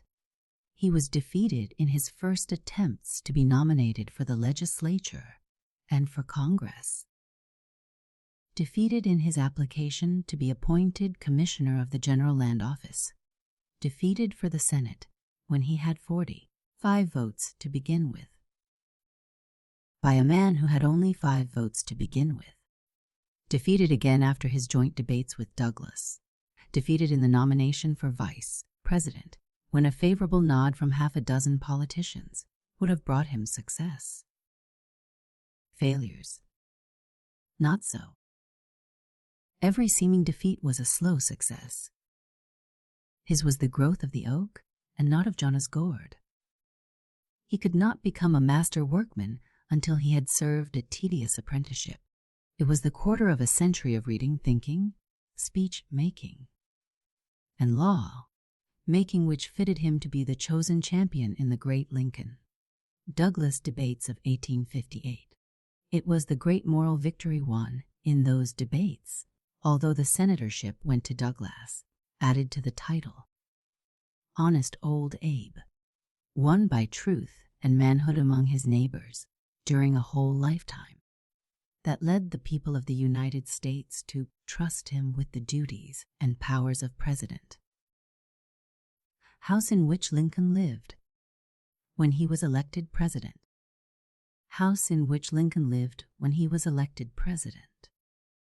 And when, at last, after 30 years of endeavor, success had beaten down defeat, when Lincoln had been nominated, elected, and inaugurated, came the crowning trial of his faith and constancy, when the people, by free and lawful choice, had placed honor and power in his hands, when his name could convene Congress, approve laws, cause ships to sail and armies to move, there suddenly came upon the government and the nation a fatal paralysis.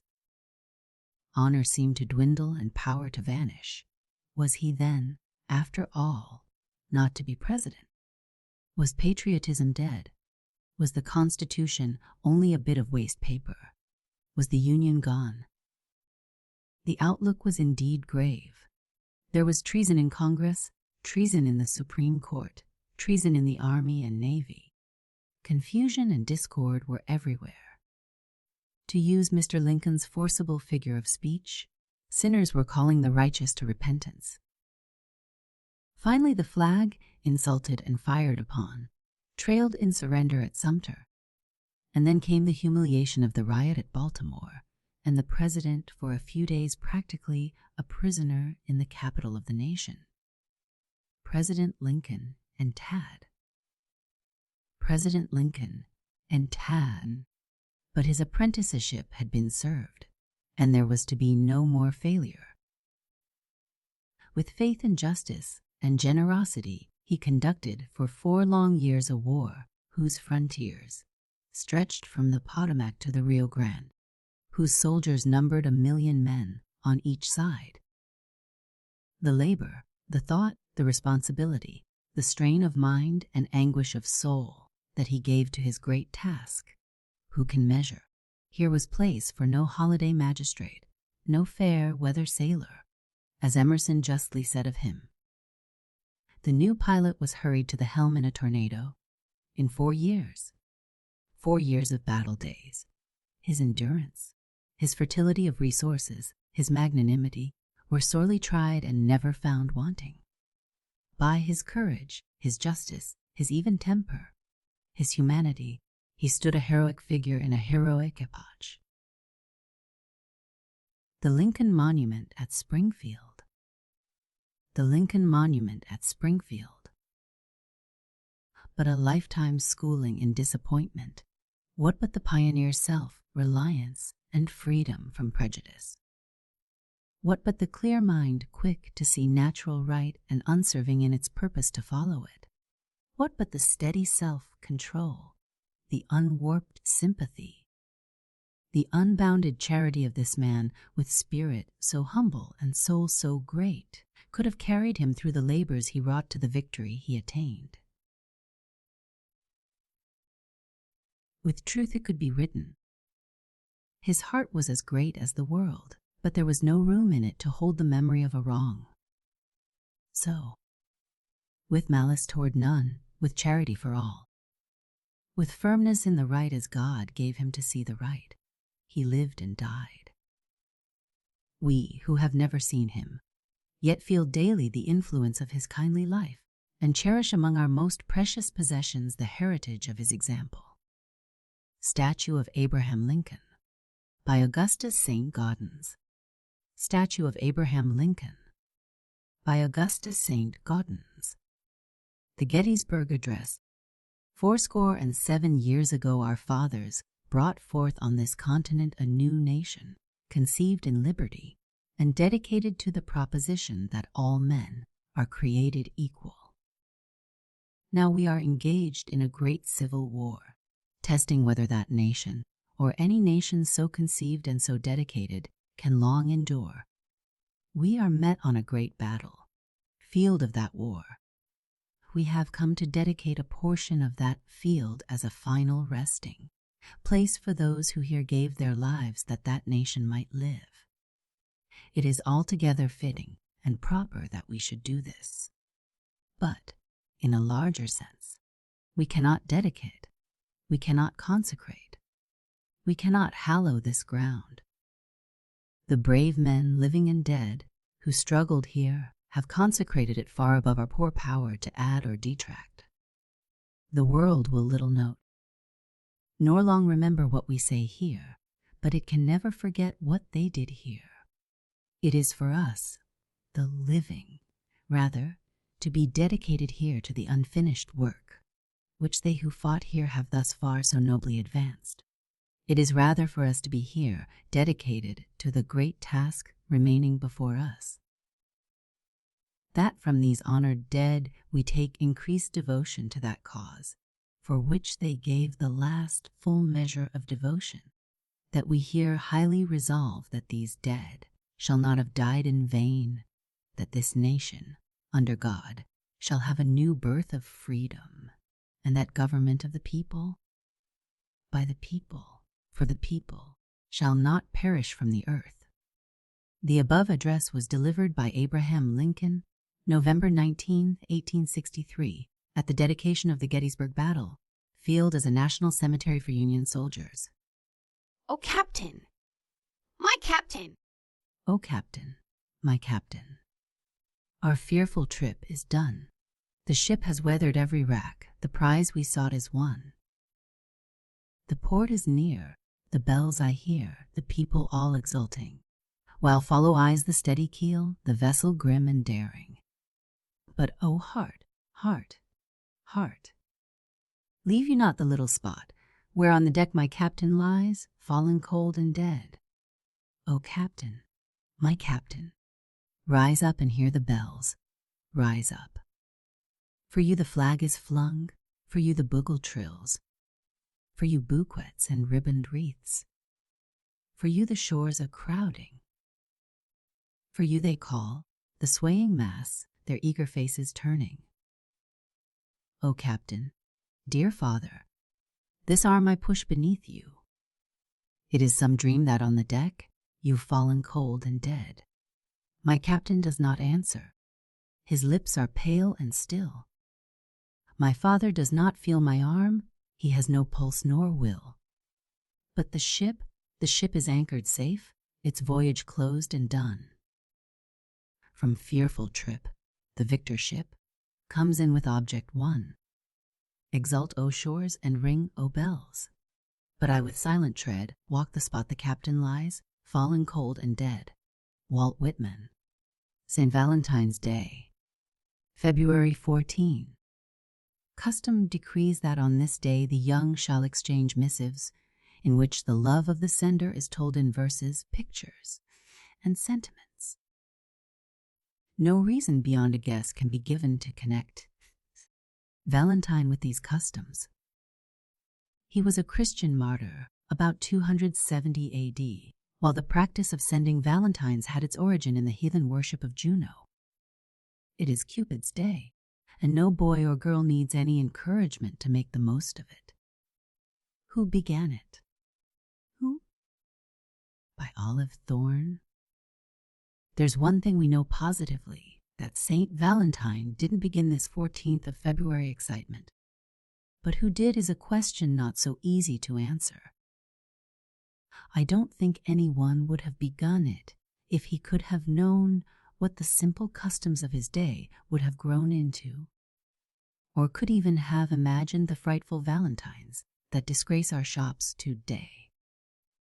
It began, for us, with our English ancestors, who used to assemble on the eve of St. Valentine's Day, put the names of all the young maidens promiscuously in a box, and let each bachelor draw one out. The damsel whose name fell to his lot became his Valentine for the year. He wore her name in his bosom or on his sleeve, and it was his duty to attend her and protect her. As late as the 15th and 16th centuries, this custom was very popular, even among the upper classes. But the wiseacres have traced the custom farther back. Some of them think it was begun by the ancient Romans, who had on the 14th or 15th of February a festival in honor of Lupercus, the destroyer of wolves. A wolf, destroyer being quite worthy of honor in those wild days, let me tell you. At this festival it was the custom, among other curious things, to pair off the young men and maidens in the same chance way and with the same result of a year's attentions. Even this is not wholly satisfactory. Who began it among the Romans becomes the next interesting question. One old writer says it was brought to Rome from Arcadia 60 years before the Trojan War, which Homer wrote about, you know. I'm sure that's far enough back to satisfy anybody. The same writer also says that the Pope tried to abolish it in the 5th century, but he succeeded only in sending it down to us in the name of Saint Valentine instead of Lupercus. For this was on St. Valentine's Day. Our own ancestry in England and Scotland have observed some very funny customs within the last 3 centuries. At one time, valentines were fashionable among the nobility, and, while still selected by lot, it became the duty of a gentleman to give to the lady who fell to his lot a handsome present. Pieces of jewelry costing thousands of dollars were not unusual, though smaller things, as gloves, were more common. There was a tradition among the country people that every bird chose its mate on Valentine's Day, and at one time it was the custom for young folks to go out before daylight on that morning and try to catch an awl and 2 sparrows in a net. If they succeeded, it was a good omen and entitled them to gifts from the villagers. Another fashion among them was to write the valentine, tie it to an apple or orange, and steal up to the house of the chosen one in the evening, open the door quietly, and throw it in, Those were the days of charms, and of course the rural maidens had a sure and infallible charm for telling the future husband. On the eve of St. Valentine's Day, the anxious damsel prepared for sleep by pinning to her pillow 5 bay leaves, one at each corner and one in the middle. So which must have been delightful to sleep on, by the way. If she dreamed of her sweetheart, she was sure to marry him before the end of the year. But to make it a sure thing, the candidate for matrimony must boil an egg hard, take out the yolk, and fill its place with salt. Just before going to bed, she must eat egg, salt, shell and all, and neither speak nor drink after it. If that wouldn't ensure her a vivid dream, there surely could be no virtue in charms. Modern valentines, aside from the valuable presents often contained in them, are very pretty things, and they are growing prettier every year, since large business houses bear neither skill nor money in getting them up. The most interesting thing about them, to grown-ups, is the way they are made, and perhaps even you youngsters who watch eagerly for the postman, sinking beneath the load of delicate embarrassments not his own, would like to know how satin and lace and flowers and other dainty things grew into a valentine. It was no fairy's handiwork. It went through the hands of grimy looking workmen before it reached your hands. To be sure, a dreamy artist may have designed it, but a lithographer, with inky fingers, printed the picture part of it. A die cutter, with sleeves rolled up, made a pattern in steel of the lace work on the edge, and a dingy-looking pressman, with a paper hat on, stamped the pattern around the picture. Another hard-handed workman rubbed the back of the stamped lace with sand, paper till it came in holes and looked like lace, and not merely like stamped paper. And a row of girls at a common long table put on the colors with stencils, gummed on the hearts and darts and cupids and flowers, and otherwise finished the thing exactly like the pattern before them.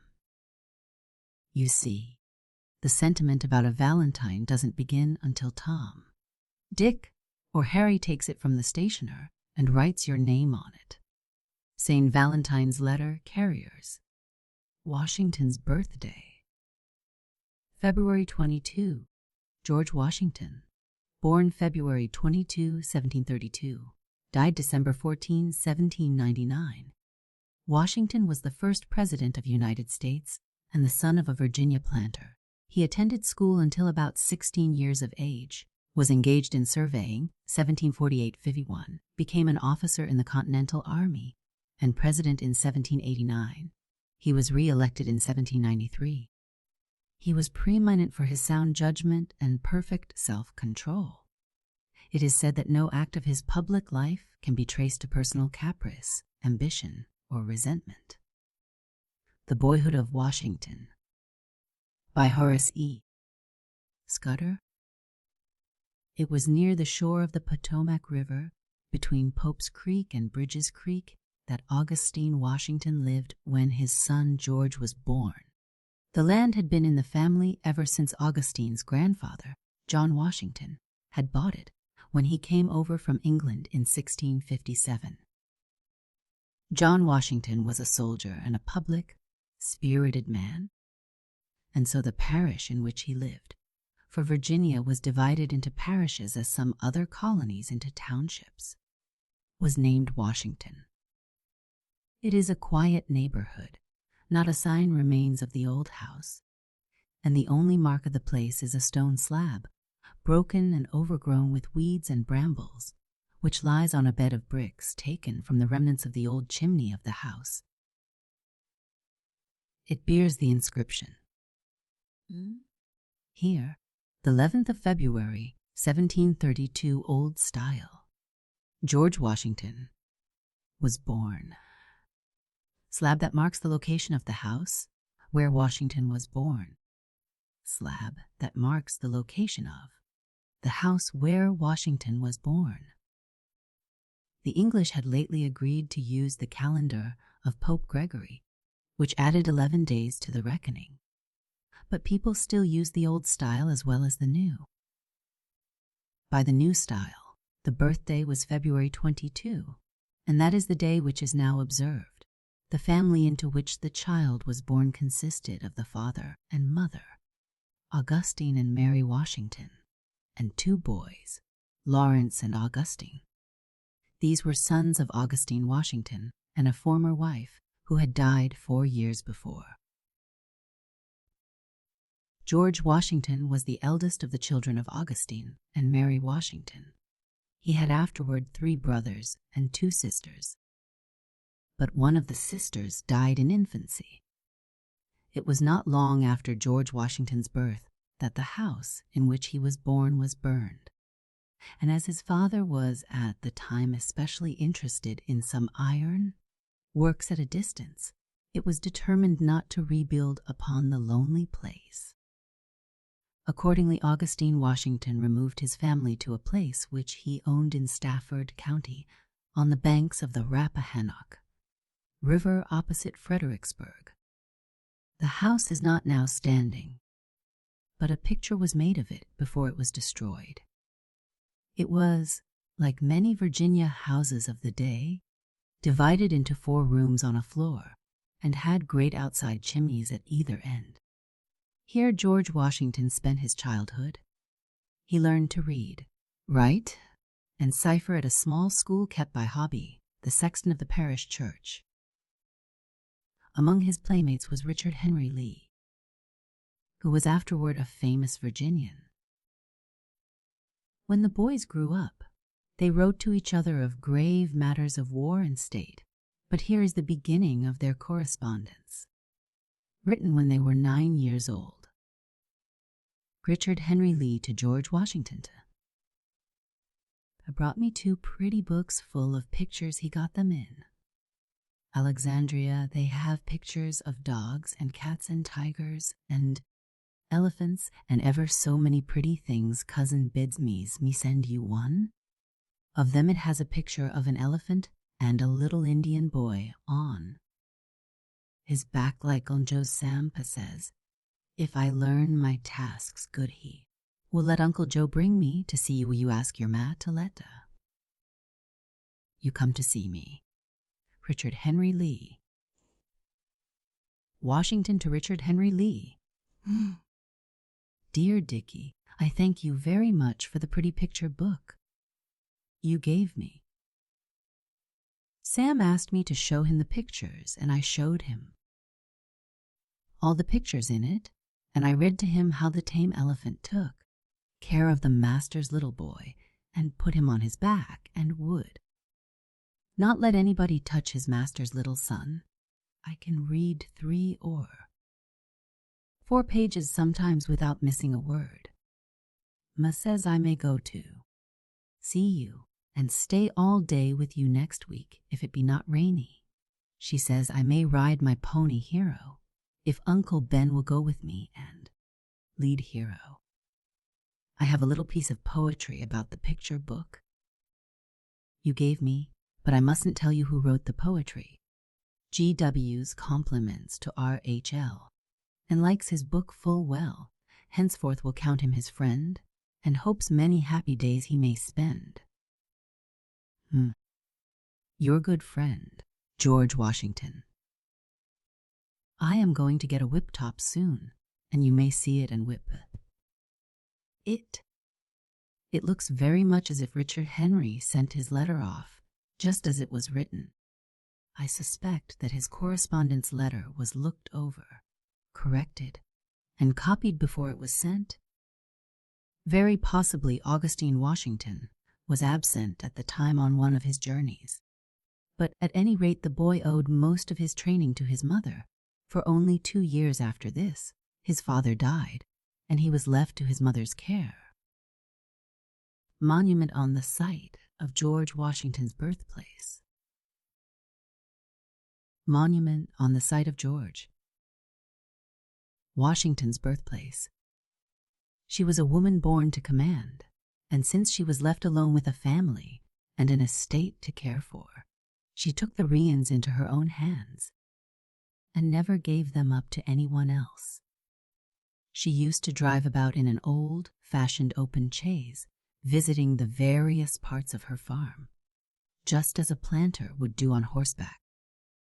The story is told that she had given an agent directions how to do a piece of work, and he had seen fit to do it differently, because he thought his way a better one. He showed her the improvement. "And pray," said the lady, "who gave you any exercise of judgment in the matter? I command you, sir, there is nothing left for you but to obey." In those days, more than now, a boy used very formal language when addressing his mother. He might love her warmly, but he was expected to treat her with a great show of respect. When Washington wrote to his mother, even after he was of age, he began his letter, "Honored Madam," and signed it, "Your dutiful son." This was a part of the manners of the time. It was like the stiff dress which men wore when they paid their respects to others. It was put on for the occasion, and one would have been thought very unmannerly who did not make a marked difference between his everyday dress and that which he wore when he went into the presence of his betters. So Washington, when he wrote to his mother, would not say, "Dear mother." Such habits as this go deeper than mere forms of speech. I do not suppose that the sons of this lady feared her, but they stood in awe of her, which is quite a different thing. "We were all as mute as mice when in her presence," says one of Washington's companions, and common report makes her to have been very much such a woman as her son afterward was a man. I think that George Washington owed two strong traits to his mother: a governing spirit and a spirit of order and method. She taught him many lessons and gave him many rules, but, after all, it was her character shaping his which was most powerful. She taught him to be truthful, but her lessons were not half so forcible as her own truthfulness. There is a story told of George Washington's boyhood. Unfortunately, there are not many stories, which is to the point. His father had taken a great deal of pride in his blooded horses, and his mother afterward took great pains to keep the stock pure. She had several young horses that had not yet been broken, and one of them in particular, a sorrel, was extremely spirited. No one had been able to do anything with it, and it was pronounced thoroughly vicious, as people are apt to pronounce horses which they have not learned to master. George was determined to ride this colt, and told his companions that if they would help him catch it, he would ride and tame it. Old Whitechapel, Lancaster County, Virginia, where Washington and his mother attended service. Old Whitechapel, Lancaster County, Virginia, where Washington and his mother attended service. Early in the morning they set out for the pasture, where the boys managed to surround the sorrel and then to put a bit into its mouth. Washington sprang on its back, the boys dropped the bridle, and away flew the angry animal. Its rider at once began to command. The horse resisted, backing about the field, rearing and plunging. The boys became thoroughly alarmed, but Washington kept his seat, never once losing his self-control or his mastery of the colt. The struggle was a sharp one when suddenly, as if determined to rid itself of its rider, the creature leaped into the air with a tremendous bound. It was its last. The violence burst a blood vessel, and the noble horse fell dead. Before the boys could sufficiently recover to consider how they should extricate themselves from the scrape, they were called to breakfast, and the mistress of the house, knowing that they had been in the fields, began to ask after her stock. "Pray, young gentlemen," said she. "Have you seen my blooded colts in your rambles? I hope they are well taken care of. My favorite, I am told, is as large as his sire." The boys looked at one another, and no one liked to speak. Of course the mother repeated her question. "The sorrel is dead, madam," said her son. "I killed him." And then he told the whole story. They say that his mother flushed with anger, as her son often used to, and then, like him, controlled herself, and presently said, quietly, "It is well, but while I regret the loss of my favorite, I rejoice in my son, who always speaks the truth."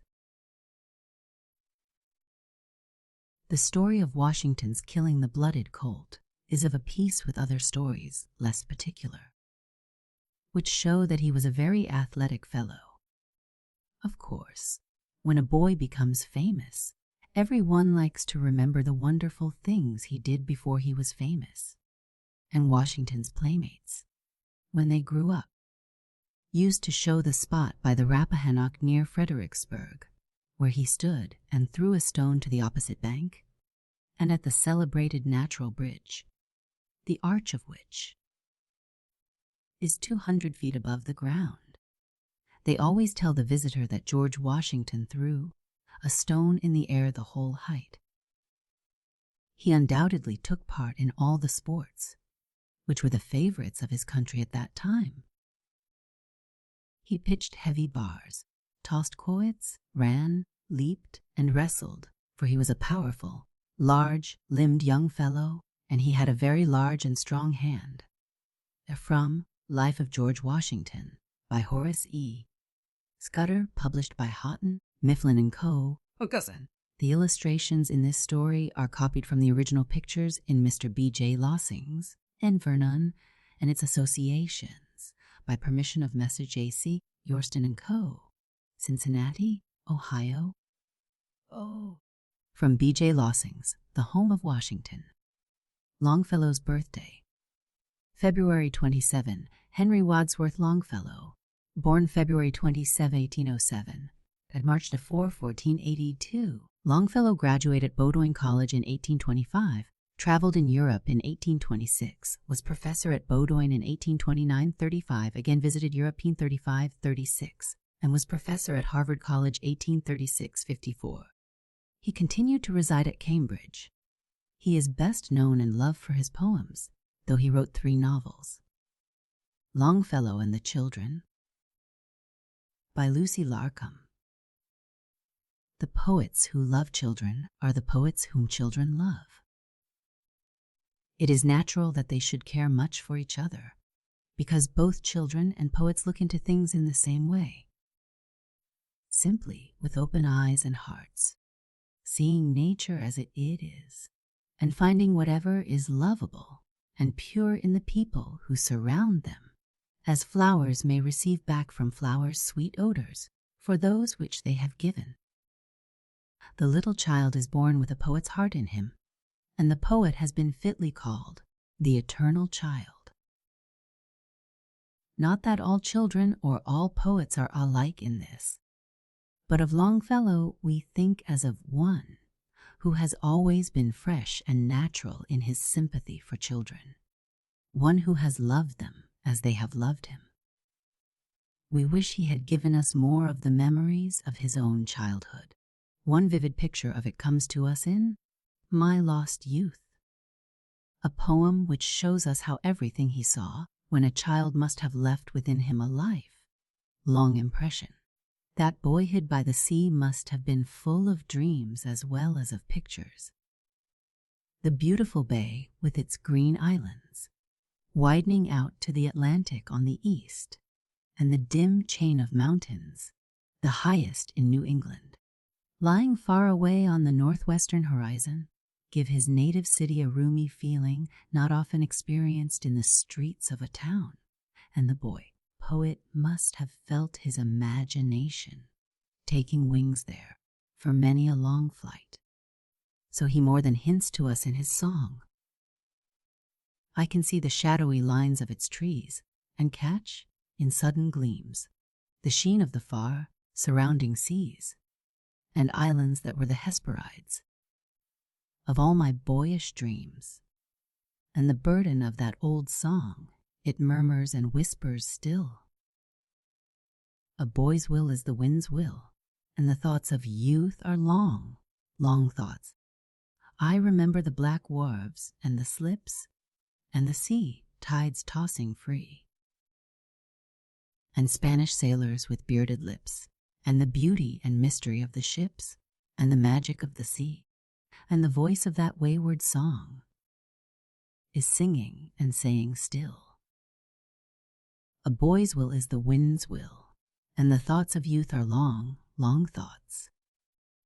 Longfellow's earliest volume, The Voices of the Night, was one of the few books of American poetry that some of us who are now growing old ourselves can remember reading, just as we were emerging from childhood. The reaper and the flowers, and the peace psalm of life. I recall the delight with which I used to repeat those poems. The latter, so full of suggestions which a very young person could feel, but only half understand, was for that very reason the more fascinating. It seemed to give glimpses, through opening doors, of that wonderful new world of mankind, where children are always longing to wander freely, as men and women, looking forward and aspiring, are among the first occupations of an imaginative child, and the school boy who declaimed the words, "Zhu."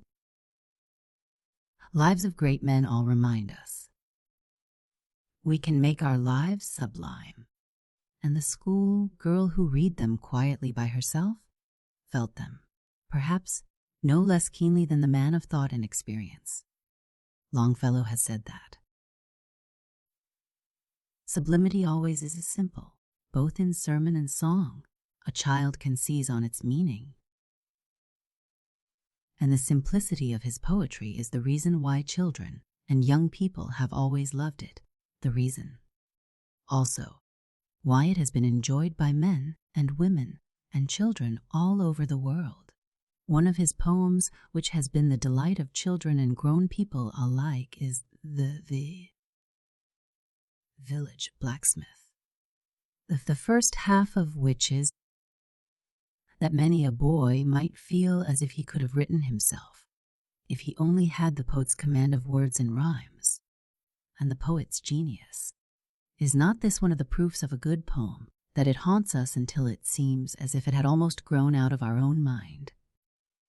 How life, like the picture is. How? And children coming home from school look in at the open door. They love to see the flaming forge and hear the bellows roar and catch the burning sparks that fly like chaff from a threshing floor. No wonder the Cambridge children, when the old chestnut tree that overhung the smithy was cut down, had a memento shaped into a chair from its boughs, to present to him who had made it an immortal tree in his verse. It bore flower and fruit for them a second time in his acknowledgment of the gift, for he told them how. There, by the blacksmith's forge, beside the street, its blossoms white and sweet, enticed the bees until it seemed alive and murmured like a hive. And when the wind of autumn, with a shout, tossed its great arms about, the shining chestnuts, bursting from the sheath, dropped to the ground beneath. In its own wild, winsome way, the song of Hiawatha's childhood is one of the prettiest fancies in poetry. It is a dream of babyhood in the forest primeval, with nature for nurse and teacher, and it makes us feel as if, were the poet's idea only a possibility, it might have been very pleasant to be a savage baby, although we consider it so much better to be civilized. How Longfellow loved the very little ones can be seen in such verses as the henging of the crane, and in those earlier lines, to a child, where the baby on his mother's knee gazes at the painted tiles, shakes his choral rattle with the silver bells, or escapes through the open door into the old halls where once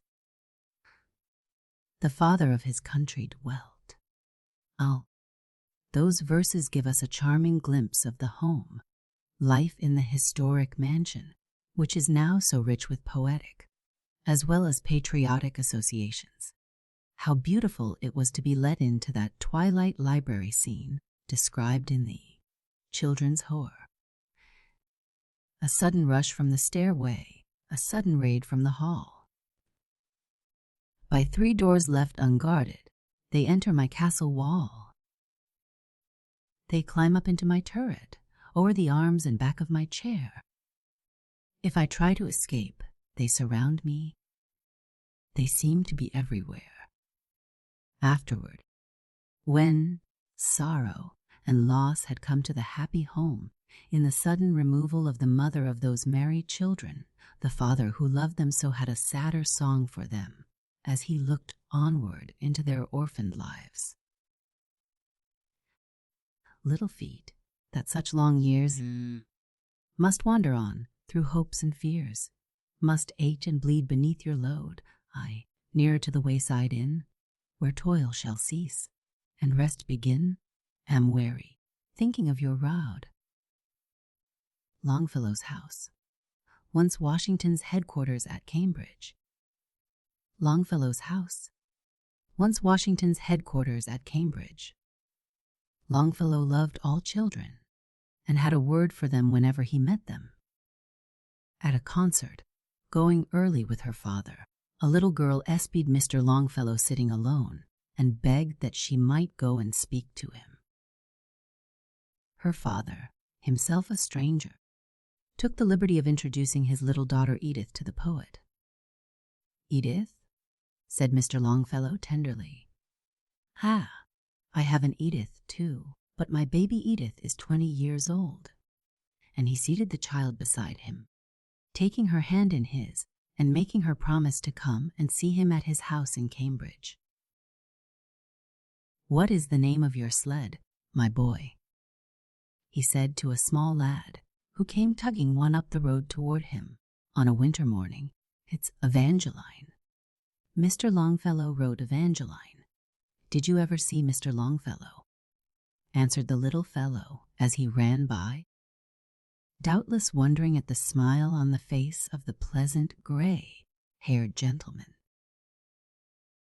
Professor Monty, who witnessed the pretty scene, tells the story of a little girl who one Christmas inquired the way to the poet's house and asked if she could just step inside the yard, and he relates how Mr. Longfellow, being told she was there, went to the door and called her in and showed her the hold clock on the stairs and many other interesting things about the house, leaving his little guest with beautiful memories of that Christmas Day to carry all through her life. This was characteristic of the poet's hospitality, delicate and courteous, and thoughtful to all who crossed his threshold. Many a trembling young girl, frightened at her own boldness in having ventured into his presence, was set at ease by her host in the most genial way. He would make her forget herself in the interesting mementos all about her, devoting himself to her entertainment as if it were the one pleasure of the hour for him to do so. Henry Wadsworth Longfellow. Henry Wadsworth Longfellow. It is often said, and with reason, that we Americans do not think enough of manners, that politeness of behavior which comes from genuine sympathy and a delicate perception of others' feelings. Certainly our young people might look to Mr. Longfellow as a model in this respect. He was a perfect gentleman in the best sense of that term, always considerate, and quick to see where he might do a kindness, or say a pleasant word. The celebration of Longfellow's 75th birthday by school children all over the country is something that those children must be glad to think of now. Glad to remember that the poet knew how much they cared for him and for what he had written. Even the blind children, who have to read with their fingers, were enjoying his songs with the rest. How pleasant that must have been to him. Certainly, as it seems to me, the best tribute that the young people of the country can pay to his memory is to become more familiar with his poems. We should not wait until a great and good man has left us before giving him honor, or trying to understand what he has done for us. A dreary world ours would be if there were no poets' songs echoing through it, and we may be proud of our country that it has a poetry of its own, which it is for us to know and possess for ourselves. Longfellow has said, "What the leaves are to the forest, with light and air and food, or their sweet and tender juices, have been hardened into wood, that to the world are children." And something like this we may say of his songs. There is in all true poetry a freshness of life, which makes the writer of it immortal. The singer so much beloved has passed from sight, but the music of his voice is in the air, and listening to it, we know that he cannot die. Somewhat back from the village street. Inauguration Day, March 4. The date was settled by the Old Congress of the Confederation in 1788, when the procedure was established for the election of a president. It was decreed that the Electoral College should meet on the first Wednesday of January, the votes be counted by the House of Representatives on the first Wednesday of February, and the president be inaugurated on the first Wednesday of March. This March date was the 4th. March 4 has been Inauguration Day ever since. How a president is inaugurated. By Clifford Howard. As you will remember, Thomas Jefferson was the first president of our country to be inaugurated at Washington. This took place in the year 1801, when our national capital was not much more than a year old. And you may imagine that the city was a very different looking place from what it is today. But now, instead of a straggling town with a few muddy streets and about 3,000 inhabitants, Jefferson would find our national capital one of the most beautiful cities on the face of the earth, with a population of nearly 300,000.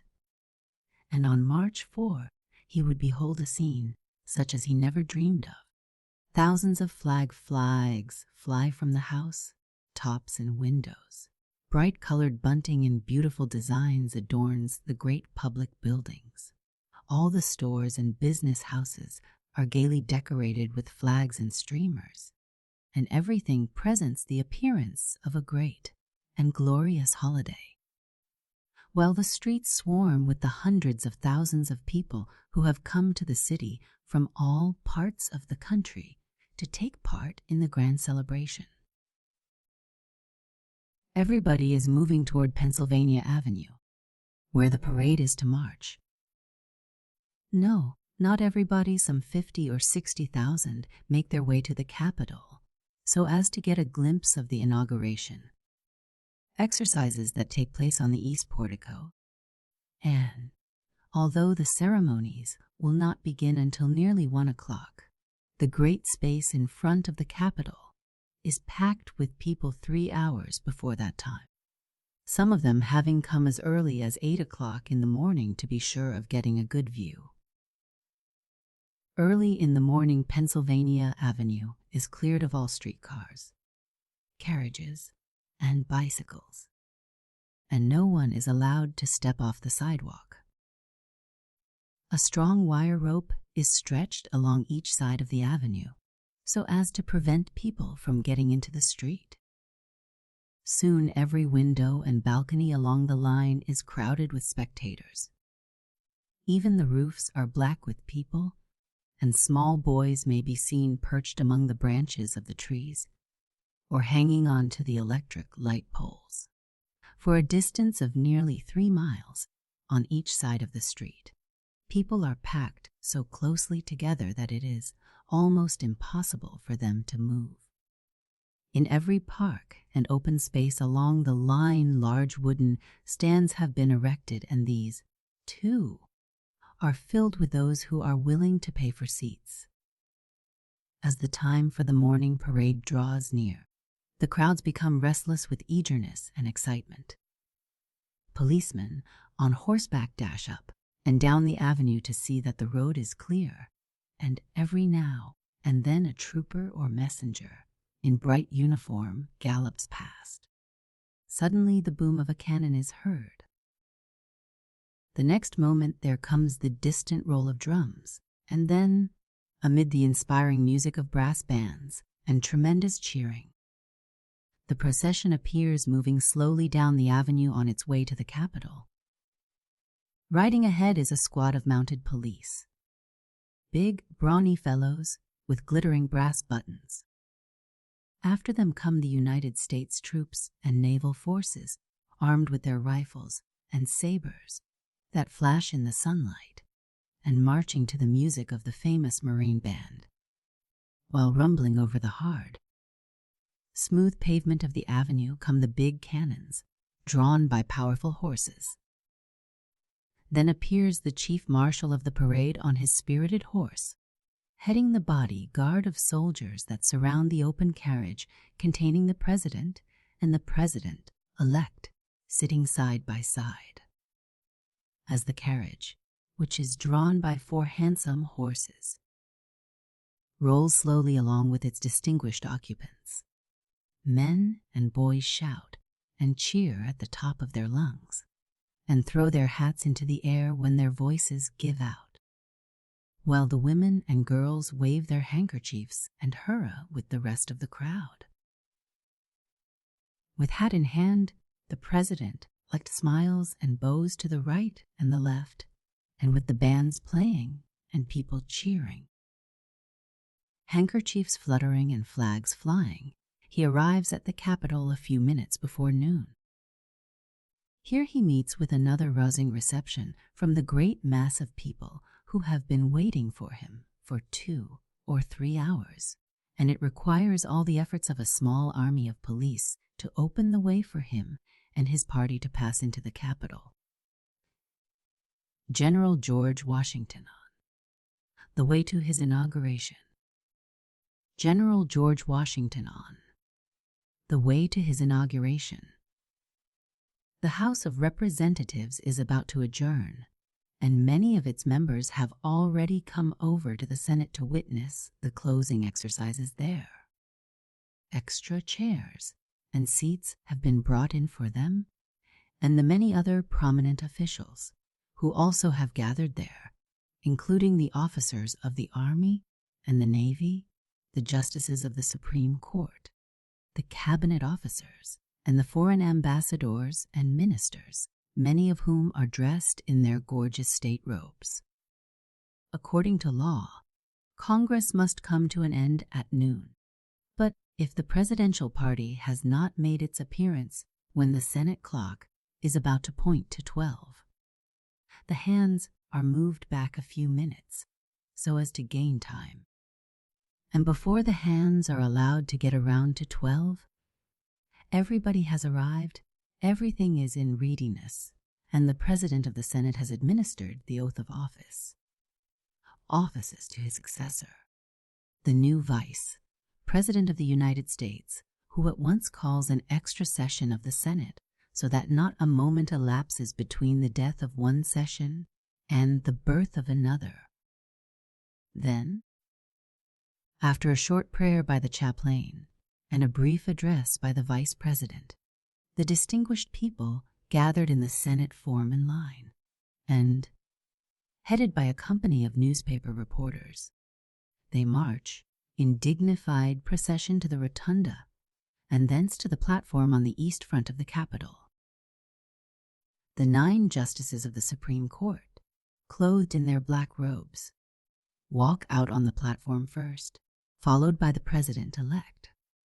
As soon as the crowd catches sight of him, a deafening shout breaks forth from 50,000 throats, and amid the enthusiastic uproar that lasts several minutes, hats and canes, umbrellas and handkerchiefs are waved aloft or thrown wildly into the air by joyous and patriotic Americans.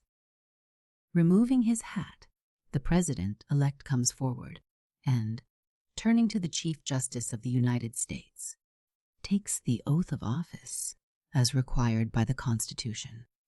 Then comes the inaugural address, which, of course, only those near the platform are able to hear. But the 30 or 40,000 who can't hear the speech are willing to agree with everything that is said, and every little while they shout and cheer and applaud. The inauguration of President Garfield. The inauguration of President Garfield. All this time the crowd on the avenue has been patiently waiting for the return of the president. The morning's procession was nothing more than a military escort. Now is to come the great feature of the day, the grand inauguration parade. The ceremonies at the Capitol are over at 1:30, and the new president goes at once to the White House, greeted with rousing cheers all along the way, and prepares to review the greatest parade ever seen in the city of Washington. All the morning, companies of soldiers, political clubs, bands, and drum corps have been preparing for the afternoon's march. There are so many, thousands, who are going to take part in the parade that orders have been given requiring all companies to march in ranks reaching from curb to curb, a distance of 130 feet, and to follow one another as closely as possible. The march is begun a little before 2 o'clock, and although the people have been standing on the sidewalks since early morning, they have plenty of enthusiasm left, and they fill the air with their shouts and hurrahs as regiment after regiment of magnificently drilled soldiers and horses marches by. Even after the electric lamps are lighted, men and horses are still tramping along the avenue, and people are still shouting, and the bands playing and flags waving. And all this time, the president stands in front of the White House, reviewing the marching thousands as they pass along.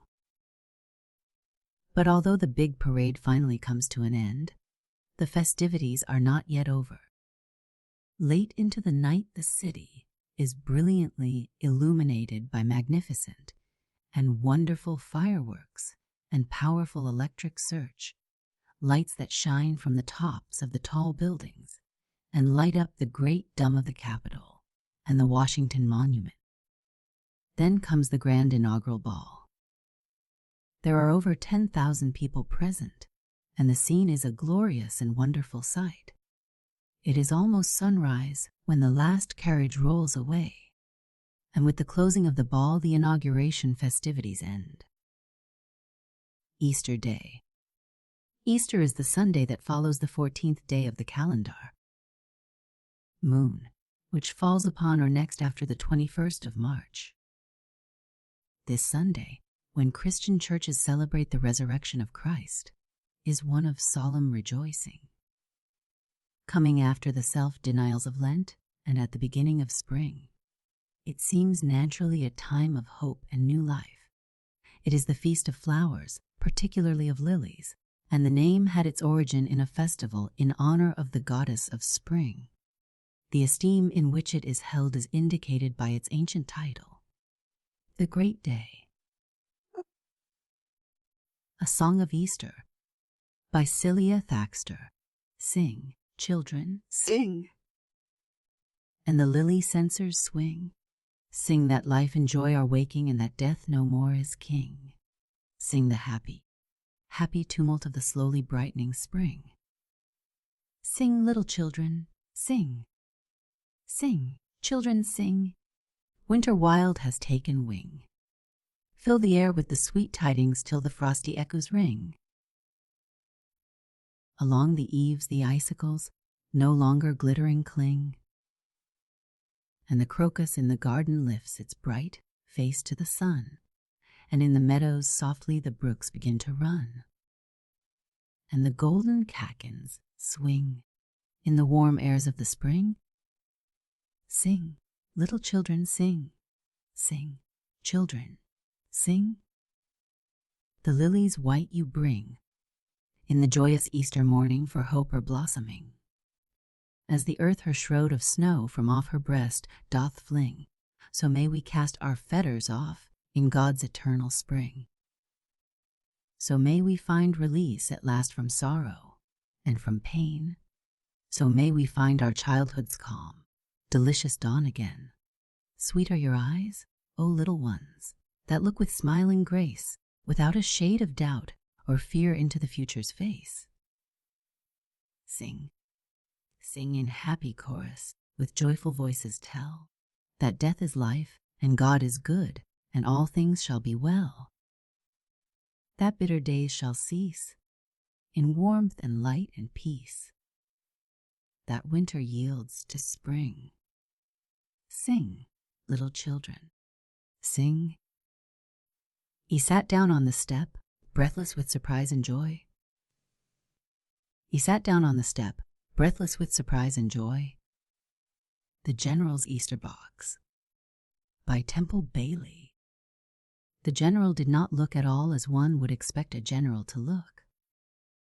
He was short and thick, set and had a red face and a white mustache, and he usually dressed in a gray tweed suit, with a funny Norfolk jacket with a belt, and wore a soft cap pulled down almost to his eye glasses. And he always did his own marketing. That is how he came to know Jimmy. Jimmy stood at a corner of Old Market and sold little bundles of dried sage and sweet marjoram and sassafras and cinnamon, and soup bunches made of bits of vegetables tied together. A bit of parsley and a bit of celery and a bit of carrot and a sprig of summer savory, all for 1 cent. Then at Christmas time he displayed wreaths, which he and his little mother made at home, and as the spring came on he brought wild flowers that he picked in the woods. And that was how he came to know the general. For one morning, just before Easter, the general came puffing down the outside aisle of Old Market, with his colored man behind him with an enormous basket.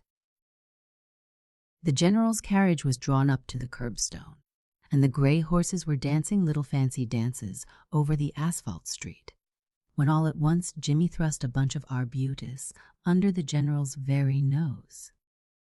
Go away, said the general, and trotted down to the carriage door, which a footman held open for him. But a whiff of fragrance had reached him, and he stopped. How much? He asked.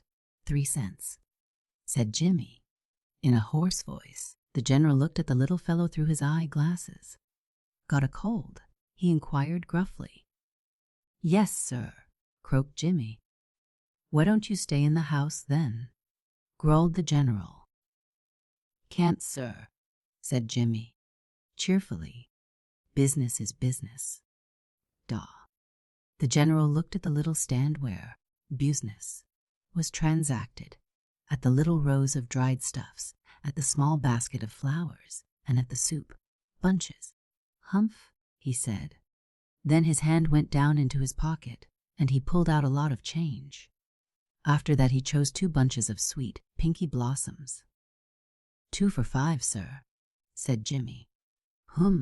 Said the general. You might give me some parsley and a soup bunch. Jimmy wrapped up the green stuff carefully and dropped it into the basket carried by the colored man. 9 cents, sir, he said, and the general handed him a dime, and then moved to the next stall, holding the flowers close to his nose. You forgot your change, cried Jimmy, and rushed after him with the 1 cent. Keep but one look at the honest little face, and he changed his sentence. Thank you, young man, he said, and away he drove. After that Jimmy looked for the general, and the general for Jimmy. Their transactions were always carried on in a strictly business manner, although, to be sure, the general's modest family of 2 did not require the unlimited sage and sweet marjoram that were ordered from time to time. On the Saturday before Easter, the little stand was gay with new wares. In little nests of dried grasses lay eggs, bright pink and blue and purple and mottled. Jimmy had invested in a dozen at 40 cents the dozen, and he had hopes of doubling the money, for work surely counted for something, and he and the little mother had dyed them. But somehow people passed them by. Inside of the market there were finer nests, and eggs gilded and lettered, and Jimmy began to feel that his own precious eggs were very dull indeed. But when the general appeared around the corner, the boy's spirits rose. Here, at any rate, was a good customer. The general, however, was in a temper.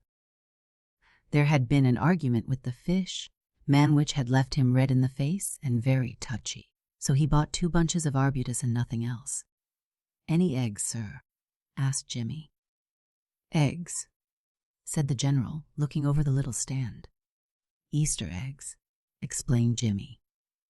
"I've no use for such things," said the general. "Oh," said Jimmy, and in spite of himself his voice trembled. When one is the man of the family, and the little mother is suing for dear life, and her work and the little stand in the market are all that pay the rent and buy food, it is sometimes hard to be brave. But the general did not notice the tremble. Jimmy tried again. "Any children, sir? Children always like Easter eggs, you know." "No," said the general. "No one but a son in the Philippines. A son some 6 feet 2 in his stockings." "Any grandchildren, sir?" "Hopefully." "Bless my soul," said the general testily. "What a lot of questions." And he hurried off to his carriage. Jimmy felt very forlorn. The general had been his last hope. The eggs were a dead loss. At last it came time to close up, and he piled all of his wares in a basket. Then he took out a little broom and began to sweep in an orderly way around his little stall. He had a battered old dustpan, and as he carried it out to the street to empty it, he saw a stiff greenish gray paper sticking out of the dirt. Nothing in the world ever looks exactly like that but an American greenback. And, sure enough, when Jimmy pulled it out, it proved to be a $10 bill. Jimmy sat down on the curb suddenly. His money always came in pennies and nickels and dimes and quarters. The little mother sometimes earned $1 at a time, but never in his whole life had Jimmy possessed a $10 bill. Think of the possibilities to a little, poor, cold, worried boy. There was 2 months' rent in that $10 bill. 2 months in which he would not have to worry over whether there would be a roof over their heads. Then there was a basket stall in that $10 bill. That had always been his ambition. Someone had told him that baskets sold well in other cities, and not a single person had opened a basket stall in Old Market, and that was Jimmy's chance. Once established, he knew he could earn a good living. As for $10 worth of groceries and provisions, Jimmy's mind could not grasp such a thing. 50 cents had always been the top limit for a grocery bill. But it wasn't Jimmy's $10. Like a flash, his dreams tumbled to the ground. There had been many people coming and going through Old Market, but Jimmy knew that the bill was the general's. For the old gentleman had pulled out a roll when he reached for the 5 cents. Yes, it was the general's, but how to find the general? Inside the market he found the general's butcher. Yes, the butcher knew the general's address, for he was one of his best customers, and would keep Jimmy's basket while the boy went to the house. It was a long distance. Jimmy passed rows of great stone mansions and went through parks where crocuses and hyacinths were just peeping out. At last he came to the general's. A colored man answered the ring of the bell. "Who shall I say?" he inquired loftily. "The general is very busy, you know." "Say Jimmy, from the market, please." And Jimmy sat down on the great hall seat, feeling very much awed with all the magnificence. "Well, well," said the general, as he came puffing down the stairs. "Well, well, and what do you want?" "Please, sir, did you drop this?" And Jimmy held out the tightly rolled bill. "Did I? Well, now, I'm sure I don't know. Perhaps I did, perhaps I did." "I found it in front of my stall," said Jimmy. What a strange thing it seemed that the general should not know. Jimmy would have known if he had lost a penny. He began to feel that the general could not have a true idea of business. The general took out a roll of bills. "Let me see," he said. "Here's my market list. Yes, I guess that's mine, sure enough. Sure enough. I'm glad I noticed it," said Jimmy simply. "I came near sweeping it into the street. Gaw." "And what can I pay you for your trouble?" asked the general, looking at the boy keenly. "Well," said Jimmy, stoutly, "you see, business is business, and I had to take my time, and I'd like to get back as soon as I can. Bon." The general frowned. He was afraid he was going to be disappointed in this boy. "And so," went on Jimmy, "if you would give me a nickel for car fare, I think we might call it square." Then the general, with knife who praised, stopped in his carving of the cold roast chicken and turned to Jimmy. Then the general, with knife who praised, stopped in his carving of the cold roast chicken and turned to Jimmy. The general fumbled around for his eye glasses, put them on, and looked at Jimmy in astonishment. "A nickel?" he asked.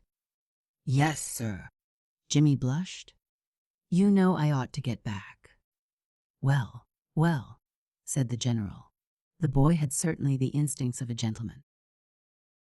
Not a single plea of poverty, and yet one could see that he was poor, very poor. Just then a gong struck softly somewhere. "I'm not going to let you go until you have a bit of lunch with us," said the general. "I have told my wife of Jimmy of the market, and now I want you to meet her." So Jimmy went down into a wonderful dining room, where the silver and the cut glass shone, and where at the farther side of the table was the sweetest little old lady who came and shook hands with him. Jimmy had never before eaten lunch where the soup was served in little cups. But the general's wife put him at his ease when she told him that his very own soup, bunches were in that soup, and if he didn't eat plenty of it, he wouldn't be advertising his wares.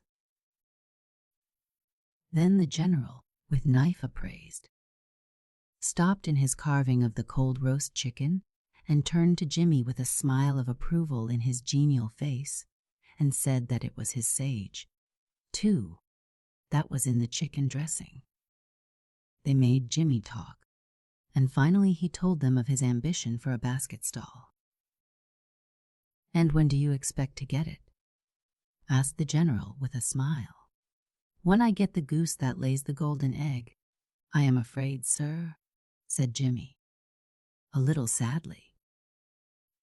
Then the general's wife asked questions, and Jimmy told her about the little mother and of their life together, but not one word did he tell of their urgent need, for Jimmy had not learned to beg. At last the wonderful lunch was over, somewhat to Jimmy's relief, it must be confessed. "I shall come and see your mother, Jimmy," said the general's wife, as Jimmy left her. Out in the hall the general handed the boy a nickel. "Business is business, young man," he said, with a twinkle in his eye. That night Jimmy and his mother sat up very late, for the boy had so much to tell. Do you think I was wrong to ask for the nickel, Mother?" he asked anxiously when he had finished. "No," said his mother, "but I am glad you didn't ask for more." Then, after Jimmy had gone to bed, the mother sat up for a long time, wondering how the rent was to be paid. On Easter Monday morning, Jimmy and the little mother started out to pick the arbutus and the early violets which Jimmy was to sell Tuesday at his little stall. It was a sunshiny morning. The broad road was hard and white after the April showers. The sky was blue, and the air was sweet with the breath of bursting buds. And in spite of cares, Jimmy and his mother had a very happy time as they filled their baskets. At last they sat down to tie up the bunches. Carriage after carriage passed them. As the last bunch of flowers was laid in Jimmy's basket, a victoria drawn by a pair of greys stopped in front of the flower gatherers. "Well, well," said a hearty voice, and there were the general and his wife. They had called for Jimmy and his mother, they said, and had been directed to the wooded hill. Get in," commanded the general, and in spite of the little mother's hesitancy and timid protests, she was helped up beside the general's wife by the footman, while Jimmy hopped in beside the general, and away they went over the hard white road. The general was in a gay mood. "Well, my boy, have you found your golden egg?" he asked Jimmy. "No, sir," said Jimmy, gravely, "not yet." "Too bad, said the old gentleman, while he shifted a white box that was on the seat between himself and Jimmy to the other side. "You're quite sure, are you, that you could only get it from a goose?" he asked later. "Jet what, sir?" said Jimmy, whose eyes were on the gay crowds that thronged the sidewalks. "The egg," said the general. "Oh, yes, sir," replied Jimmy, with a smile. The general leaned back and laughed until he was red in the face, but Jimmy could see nothing to laugh at, so he merely smiled politely and wondered what the joke was. At last they reached Jimmy's home, and the general helped the little mother out. As he did so, he handed her a white box. Jimmy was busy watching the gray horses and saw nothing else. "For the boy?" whispered the general. The little mother shook her head doubtfully. "Bless you, madam," cried the general testily. "I have a boy of my own, if he is 6 feet 2 in his stockings." Then, in a softer tone, "I beg of you to take it, madam. It will please an old man and give the boy a start." So when goodbye had been said, and Jimmy stood looking after the carriage and the prancing greys, the little mother put the white box in his hand. Jimmy opened it, and there on a nest of white cotton was an egg. But it was different from any of the eggs that Jimmy had sold on Saturday. It was large and gilded, and around the middle was a yellow ribbon. Jimmy lifted it out and found it very heavy. "What do you think it is?" he said. "Untie the ribbon," advised his mother, whose quick eyes saw a faint line which showed an opening. Jimmy pulled the yellow ribbon. The upper half of the egg opened on a hinge, and there were glistening gold coins, $5 gold pieces. "Oh," said Jimmy, and he sat down on the step, breathless with surprise and joy. A slip of white paper lay between 2 of the coins. Jimmy snatched it out, and this is what he read: "Please accept the contents of the golden egg with the best wishes of the goose. Arbor Day. No uniform date in the different states. Arbor Day is a designated day upon which the people, and especially the school children, plant trees and shrubs along the highways and other suitable places. It was first observed in Nebraska.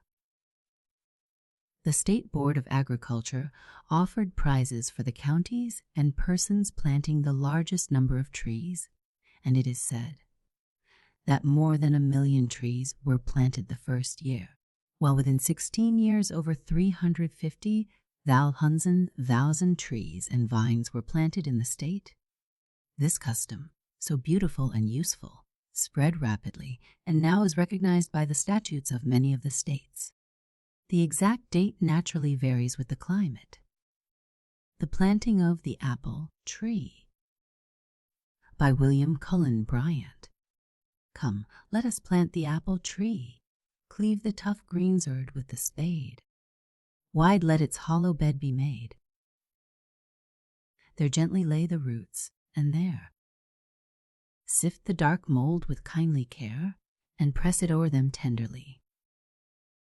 As round the sleeping infant's feet we softly fold the cradle sheet, so plant we the apple tree. What plant we in this apple tree? Buds which the breath of summer days shall lengthen into leafy sprays. Boughs where the thrush, with crimson breast, shall hunt and sing and hide her nest. We plant upon the sunny lea a shadow for the noontide hour, a shelter from the summer shower. When we plant the apple tree, what plant we in this apple tree? Sweets for 100 flowery springs, to load the May wind's restless wings, when from the orchard row he pours its fragrance through our open doors. A world of blossoms for the bee, flowers for the sick girl's silent room, for the glad infant sprigs of bloom, we plant with the apple tree. What plant we in this apple tree? Fruits that shall swell in sunny June, and redden in the August noon, and drop when gentle airs come by, that fan the blue September sky. While children come with cries of glee, and seek them where the fragrant grass betrays their bed to those who pass at the foot of the apple tree. And when, above this apple tree, the winter stars are glittering bright, and winds go howling through the night, girls whose young eyes o'erflow with mirth shall peel its fruit by cottage hearth, and guests in prouder homes shall see, heaped with the grape of Cintra's vine, and golden orange of the line, the fruit of the apple tree. Arbor Day, the fruitage of this apple tree, wings in our flag of stripe and star, shall bear to coasts that lie afar, where men shall wonder at the view, and ask in what fair groves they grew, and sojourners beyond the sea shall think of childhood's careless day, and long, long hours of summer play in the shade of the apple tree. Each year shall give this apple tree a broader flush of roseate bloom, a deeper maze of verdurous gloom, and loosen, when the frost clouds lower, the crisp brown leaves in thicker shower. The years shall come and pass, but we shall hear no longer, where we lie, the summer's songs, the autumn's sigh, in the boughs of the apple tree, and time shall waste this apple tree. Oh, when its aged branches throw thin shadows on the ground below, shall fraud and force and iron will oppress the weak and helpless still? What shall the tasks of mercy be amid the toils, the strifes, the tears of those who live when length of years is wasting this little apple tree? Who planted this old apple tree? The children of that distant day, thus to some aged man shall say, and, gazing on its mossy stem, the gray-haired man shall answer them. A poet of the land was he, born in the rude but good old times. Tease said he made some quaint old rhymes on planting the apple tree. The planting of the apple tree. April Fool's Day. April 1. So old is the custom of playing amiable and harmless tricks upon the 1st of April that its origin is not definitely known. It is not a holiday and not worthy to be one, but it should be good for our sense of humor, and that is one of the best things we can have. An April Fool is sometimes called a fourth-month dunce. Fourth-month dunce by H.M.F. The curious custom of joking on the 1st of April, sending the ignorant or the unwary on fruitless errands for the sake of making them feel foolish and having a laugh at them, prevails very widely in the world, and whether you call the victim a fourth-month dunce, an April Fool, an April Fish, as in France, or an April Gowk, as in Scotland, the object to deceive him and laugh at him is everywhere the same. The custom has been traced back for ages, all through Europe, as far back as the records go. The Feast of Fools is mentioned as celebrated by the ancient Romans. In Asia, the Hindus have a festival, ending on the 31st of March, called the Holi Festival, in which they play the same sort of 1st of April pranks, translated into Hindu, laughing at the victim and making him a Holi Fool. It goes back to Persia, where it is supposed to have had a beginning, in very ancient times, in the celebration of spring, when their new year begins. How it came to be what we everywhere find it, the wise men cannot agree. The many authorities are so divided that I see no way but for us to accept the custom as we find it, wherever we may happen to be, and be careful not to abuse it. Some jokes are peculiar to some places. In England, where it is called All Fool's Day, one favorite joke is to send the greenhorn to a bookseller to buy the Life and Adventures of Eva's Grandmother, or to a cobbler to buy a few cents worth of strap oil being, in the language of the shoe, making brotherhood a personal application of the leather. But this custom, with others common in coarser and rougher times, is fast dying out. Even now it is left almost entirely to playful children. This sentiment, quoted from an English almanac of 100 years ago, will, I'm sure, meet the approval of grown-ups of this century. Whittier is a thing to be disputed, which is the greatest fool reputed, the one that innocently went, or he that him designedly sent. Memorial Day, May 30. It is said that the observance of this day grew originally out of the custom of the widows, mothers, and children of the Confederate dead in the South strewing the soldiers' graves with flowers, including the unmarked graves of the Union soldiers. There was no settled date for this in the North until 1868, when General John A. Logan, as Commander-in-Chief of the Grand Army of the Republic, designated May 30. It is now generally observed and is a legal holiday in most of the states. The Boy in Gray, a ballad for Memorial Day, by Mary Bradley. Fredericksburg had had her fray, and the armies stood at bay. Back of wall and Toppet Hill, Union men and men in gray glowered at each other still. In the space between the two, many a hapless boy in blue lay face upward to the skies. Many another, just as true, filled the air with frantic cries.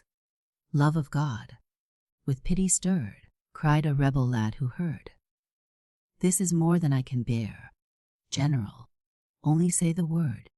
They shall have some water there. What's the use? His general, frowning, asked. A Yankee ball drops you dead or worse halfway, once you go beyond the wall. May be, said the boy in gray. Still I'll risk it if you please. Bah. And the senior, ill at ease, nodded, growling under breath, for his mortal enemies. I have sent the lad to death. Then a hotter fire began. As across the field he ran, Yankee shooters marked a prey. But beside each wounded man, heedless knelt the boy in gray. Parched lips hailed him as he came. Throats with fever all aflame, while the balls were spinning by, drained the cup he offered them, blessed him with their dying cry. Suddenly, through rain of those pattering shots, a shot uprose. Din of voices filled his ears. Firing ceased, and eager foes made the welkin ring with cheers. But beside each wounded man heedless knelt the boy in gray. But beside each wounded man heedless knelt the boy in gray. Foes they were, of bitter need, still to every noble deed. Hearts of men, thank God, must thrill. And we thrilled, too, as we read of those cheers on Mary's hill. Days of battle long since done, days of peace and blessing won, better is it to forget cruel work of sword and gun. But some deeds are treasures yet, while a grateful nation showers graves of heroes with her flowers. Here's a wraith for one today. North or south, we claim him ours. Honor to the boy in gray, the evolution of our flag. The evolution of our flag. Flag Day, June 14. The first recognition of Flag Day by the New York schools was in 1889, but it is now generally observed by appropriate exercises. June 14 is the anniversary of the adoption of the Stars and Stripes by the Continental Congress in the year 1777. This was the flag which, first raised over an American vessel by John Paul Jones, became the emblem of the new republic. In some places another day is set apart instead. The Stars and Stripes by Henry Russell Ray. While every lad and lassie in the land knows and has read all about the famous Old Liberty Bell, too little is known of the origin and growth of America's dearest emblem. Her flag, William Penn's city, Philadelphia, is gemmed with many historical landmarks, but none should be more dear to us than that little old building still standing on Arch Street, over whose doorway is the number 239. For in a small back room in this primitive dwelling, during the uncertain struggle for independence by the American colonies, was designed and made the first American flag, known as the Stars and Stripes, now respected and honored in every quarter of the world, and loved and patriotically worshipped at home. The early history of our great flag is very interesting. It is a matter of record that during the early days of the Revolution the colonists made use of flags of various devices. It is nowadays generally accepted as a fact that the final idea of the Stars and Stripes as a national flag was borrowed from, or suggested by the coat of arms of General George Washington's family. The first definite action taken by the colonies toward creating a flag was a resolution passed by Congress in 1775, appointing a committee of 3 gentlemen, Benjamin Franklin and Messrs. Harrison and Lynch, to consider and devise a national flag. The result of the work of this committee was the adoption of the King's colors as a union, or corner square, combined with 13 stripes, alternate red and white, showing that although the colonies united for defense against England's tyranny, they still acknowledged her sovereignty. Number 239 Arch Street, Philadelphia, the house in which first Stars and Stripes was made. Number 239 Arch Street, Philadelphia, the house in which the first Stars and Stripes was made. The first public acceptance, recognition, and salute of this flag occurred January 2, 1776, at Washington's headquarters, Cambridge, Massachusetts. The name given to this flag was the Flag of the Union, and sometimes it was called the Cambridge flag. The design of this flag was a combination of the crosses of St. George and St. Andrew in a blue field in the upper left-hand corner, bordered by 13 stripes for the 13 colonies. But in the spring of 1777, Congress appointed another committee, authorized to design a suitable flag for the nation. This committee seems to have consisted of General George Washington and Robert Morris. They called upon Mrs. Elizabeth Ross of Philadelphia, and from a pencil, drawing by General Washington, engaged her to make a flag. This flag, the first of a number she made, was cut out and completed in the back parlor of her little Arch Street home.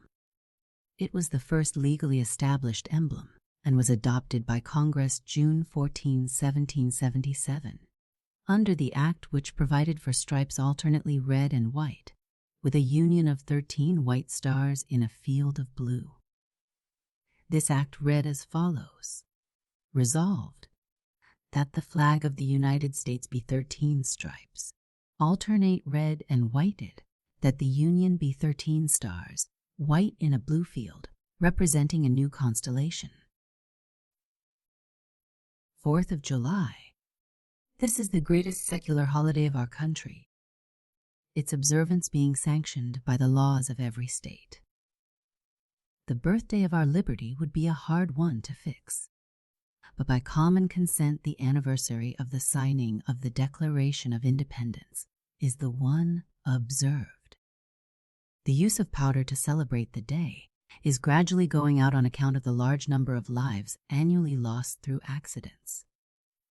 It is known officially as Independence Day. A Story of the Flag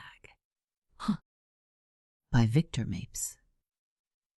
When the 4th of July came, we had been abroad nearly 2 months, and during that time I think we had not seen a single American flag. On the morning of the 4th, however, we walked out on the Paris boulevards, and a number of flags were hanging out from the different American shops, which are quite frequent there.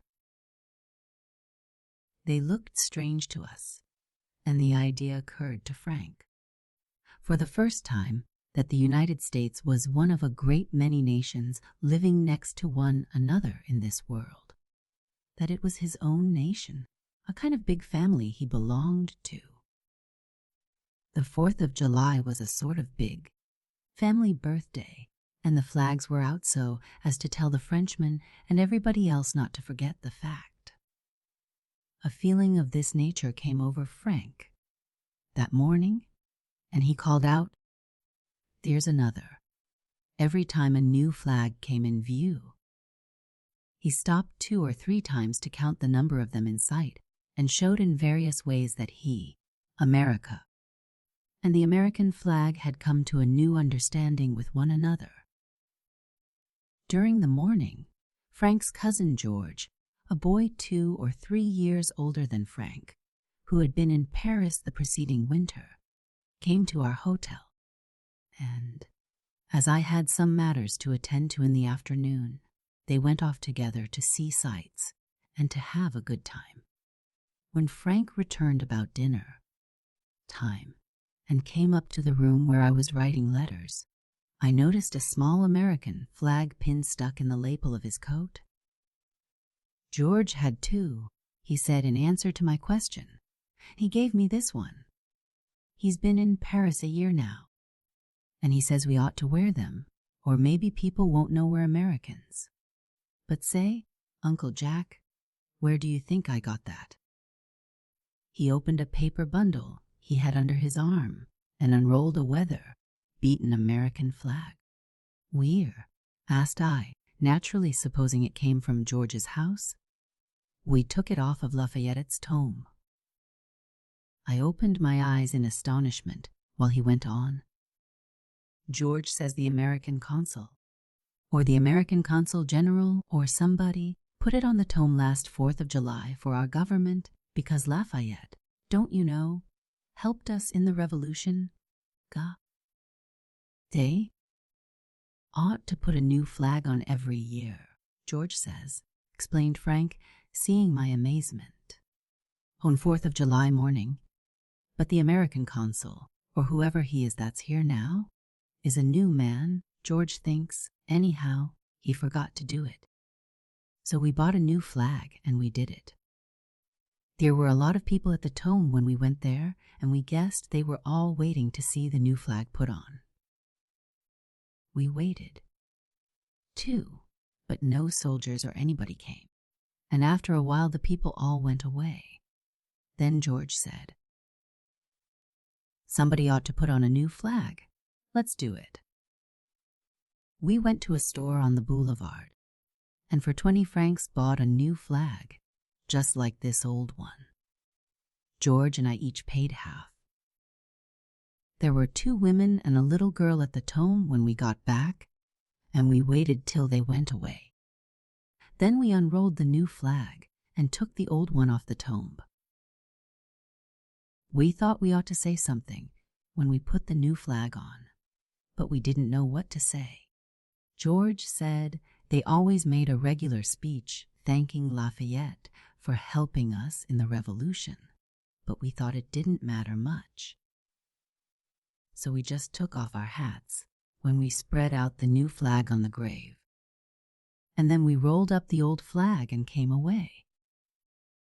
We drew lots for it afterward, and I'm going to take it back home with me. Somebody ought to have done it, and as we were both American boys, it was all right, wasn't it? Right or wrong, the flag that travelers see on Lafayette's tomb this year, as a mark of the American nation's sentiment toward the great Frenchman, is the one put there by 2 small, self-appointed representatives, and the flag put there the year before, with fitting ceremony by the authorized official. Frank preserves carefully hung up on the wall of his little room in America.